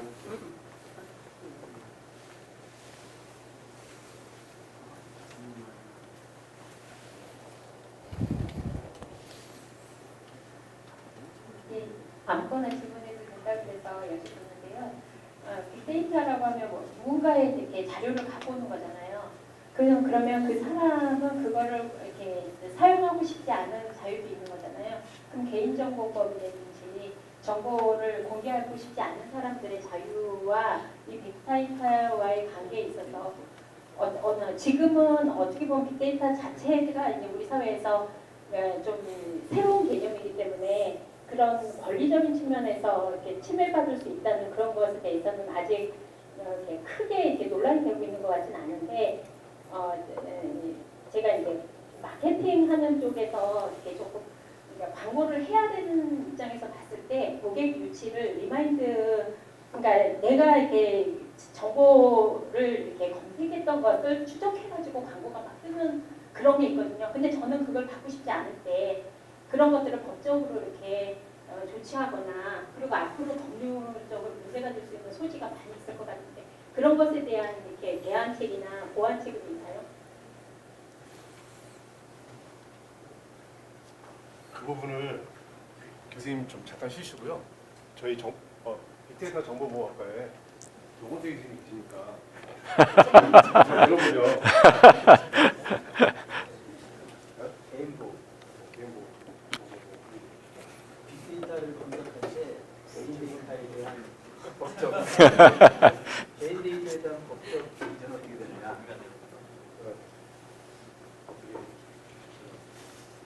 저 죄송한데 질문 다시 한 번만 해주시겠어요? 제가 질문 드리겠습니다. 개인 정보들이 인터넷을 통해서 또는 소셜 마케팅을 통해서 굉장히 많이 유출되고 나가고 있어요. 그래서 역으로 해서 어떤 데에 가입을 해서 그쪽에 등록을 하면 그것들에 의해서 내가 불필요하게 내 정보들이 계속해서 노출되고 또 우리 인터넷이라든가 또 스마트폰 통해서 정보가 계속 오는데 그런 부분들을 앞으로 좀 어떻게 하면은 뭐 절제할 수 있게 아니면 없앨 수 있는지 이런 것들을 여쭤보시는 것 같아요. 맞습니까? 아 예. 예, 법에 대한 부분 나중에 한번 제가 말씀드릴 텐데요. 네. 사실 그 데이터의 활용과 개인정보는 사실 그 트레이드오프가 있는 부분이라서 굉장히 민감한 부분으로 알고 있고요. 그래서 그 일단 정보 보호를 하는 입장에서는 데이터가 이렇게 공개되고 공유되고 활용되는 측면이 사실 굉장히 부담되는 상황이라서 그런 개인정보가 공개되었을 때 내가 나인지를 모르게 하는 기술들 그리고 정책들이 많이 사용되고 있어요. 근데 이제 그런 시장에서 그러니까 어떤 사이트에서 그런 내가 검색했거나 그런 정보들을 바탕으로 그렇게 활용되는 것들은 사실 그 사이트에서 가입을 했을 때 그런 부분들이 아마 그 뭐 가입 시 정책 그 확인하는 부분들에 다 명시가 되어 있을 거고 그렇지 않으면 그게 다 불법적인 사용으로 보이는데 요즘 그런 것들이 하도 민감해서 나도 모르는 사이에 그런 것들이 아마 다 체크가 되어 있을 겁니다. 그래서 그런 부분들이 사실 굉장히 중요한데 사실 그런 사이트들을 이용을 할 때 그런 부분들을 선택을 하지 않으면 사이트를 이용하지 않는 경우들이 굉장히 이용할 수 없게 되는 부분들이 굉장히 많아서 그런 것들에 대해서는 사실 논의가 굉장히 많이 필요한 부분이고 그래서 빅데이터랑 사실 정보보호가 비슷한 것 같으면서도 굉장히 상충되는 부분들이 많아서 그런 것들을 사실 어떻게 해결해야 될지는 이렇게 뭐 대답 한 번으로 드리기는 쉽지 않을 것 같고요. 네, 그런 것들은 조금 이제 사회적인 합의나 그런 것들이 좀 필요한 부분이 아닐까 생각됩니다. 여러분들이 그 사용하는 소셜 미디어에 보면 그 정책이라는 게 있습니다. 그리고 개인 정보에 대한 정책들이 있는데 그 정책들이 굉장히 세세하게 돼 있어요. 근데 실제 컨텐츠를 이용하는 입장에서 보면 바로 그냥 그런 거 확인하지 않고 눌러버립니다. 결국 누가 귀책 사유가 있는 거냐면 본인의 행위가 이미 거기에 귀책 사유가 있는 거예요. 그래서 법적으로 보면 큰 문제가 없는 거죠. 그래서 그런 것들을 세부적으로 좀 보실 필요성이 있지 않을까 하는 생각이 듭니다. 또 혹시 마지막으로 교수님이 저희 기계제어공학과 저희 새 생겼는데요. 네, 오창훈 교수님. 안녕하세요. 저는 IT를 제가 지금 해오면서 느낀 게 이게 좀 위험한 질문이긴 합니다만은 제가 처음 컴퓨터를 배웠을 때 여러분들은 컴퓨터에 적용하기 힘들었을 거예요. 일반 사람들은 컴퓨터 시대에 접근을 못했습니다. 그래서 굉장히 위험하고 고가이기 때문에 컴퓨터 시대는 따로 잠궈놓고 그랬었는데 제가 말씀드리고 싶은 것은 항상 기술이라는 것은 지금 AI라든지 빅데이터가 처음 나왔으니까 여러분들 아까도 입문하신 입문사회 분들은 너무 멀죠. 그런데 지금 어떻습니까? 여러분들 코딩 못한다고 윈도 못 써요? 프로그램 못한다고 스마트폰 못 씁니까? 컴퓨터공학과 제가 교수였을 때 보면은 컴퓨터에 대해서 관심이 있다고 하면서 물가에 들어오려고 하는데 컴퓨터 사용자하고 컴퓨터 개발자하고 틀리죠. 컴퓨터공학과는 컴퓨터를 개발하는 사람인데 컴퓨터를 쓰는 법을 배우겠다고 컴퓨터공학과를 들어오겠다는 거예요. 그래서 제가 생각하기에는 분명히 미국에서 제가 질문 드리고 싶은 그거예요. 미국에서 유저 프렌들리라고 해가지고 AI를 쓰고 싶고 빅데이터를 쓰고 싶은데 하드볼 모르고 아까 스파크를 모르고 파이썬을 모르고 그런 사람들은 그런 AI를 어떻게 쓰죠? 라는 거가 있을 때 어떻게 합니까? 결국 유저 프렌들리하게 프로그램을 유저 인터페이스를 개발한다는 거죠. 그럼 어떻게 합니까? 우리 회사에 빅데이터는 모르는데 빅데이터 어플리케이션을 딱 띄웠더니 당신은 무슨 데이터를 관심 있습니까? 그래가지고 땅땅땅 치고 그러면 언제부터 언제까지 관심 있습니까? 땅땅 치고 딱 리턴 치면 어떻게 합니까? 그래프가 나오는 거죠. 근데 우리는 프로그램에 하도 AI 아무것도 몰라요. 그런데도 됩니다. 될 거죠. 언젠가는. 그게 소위 AI 운영체제라는 거죠. 그래서 미국에서 AI 운영 체제는 지금 연구를 하고 있는 겁니까? 아니면 언제 나오는 겁니까? 이렇게 AI 운영 체제가 나와버리면은 우리 같이 IT 하는 사람들은 어디로 갑니까? 사용자나 개발자나 조금 차이 없어요. 거기에서 성능을 조금 높이게 해가지고 그 AI 그 운영 체제 안에 앱을 또 조금씩 건드려고 하겠지만 워낙 컴퓨터가 빨라버리면 별 차이가 없게 되는 순간이 올 텐데 그리고 나중에는 이 AI나 이것도 로봇이 할 겁니다. 그냥 로봇에게 말로 야 있잖아 우리 회사 뭐 좀 데이터 좀 뽑아봐라고 얘기하면 로봇이 알아서 다 그래프를 그려준다는 거죠. 그 포인트가 나오기 전에 우리 IT 하는 사람들 열심히 공부해가지고 그걸 해야 되는데 어느 순간인가는 그 포인트에 도달할 땐 바로 아까 질문하셨던 그분들이 사용자로 등록을 해서 AI의 A자를 잘 모르시고 코딩을 모르셔도 충분히 AI 사용할 수 있는 그런 레벨이 된다는 겁니다. 제 생각에.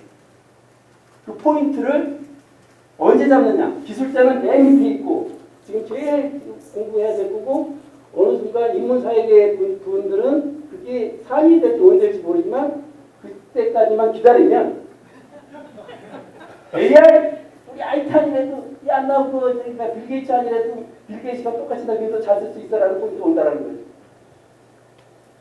질문이 아니시죠? 질문 질문 그거예요. 미국은 지금 현재 AI 윈도우를 개발하고 있느냐? 만약 개발하고 있으면 언제 나올 것이냐? 그걸 알아야 우리가 AI를 더 열심히 할 것이냐, 조금 기다릴 것이냐. 어려운 질문.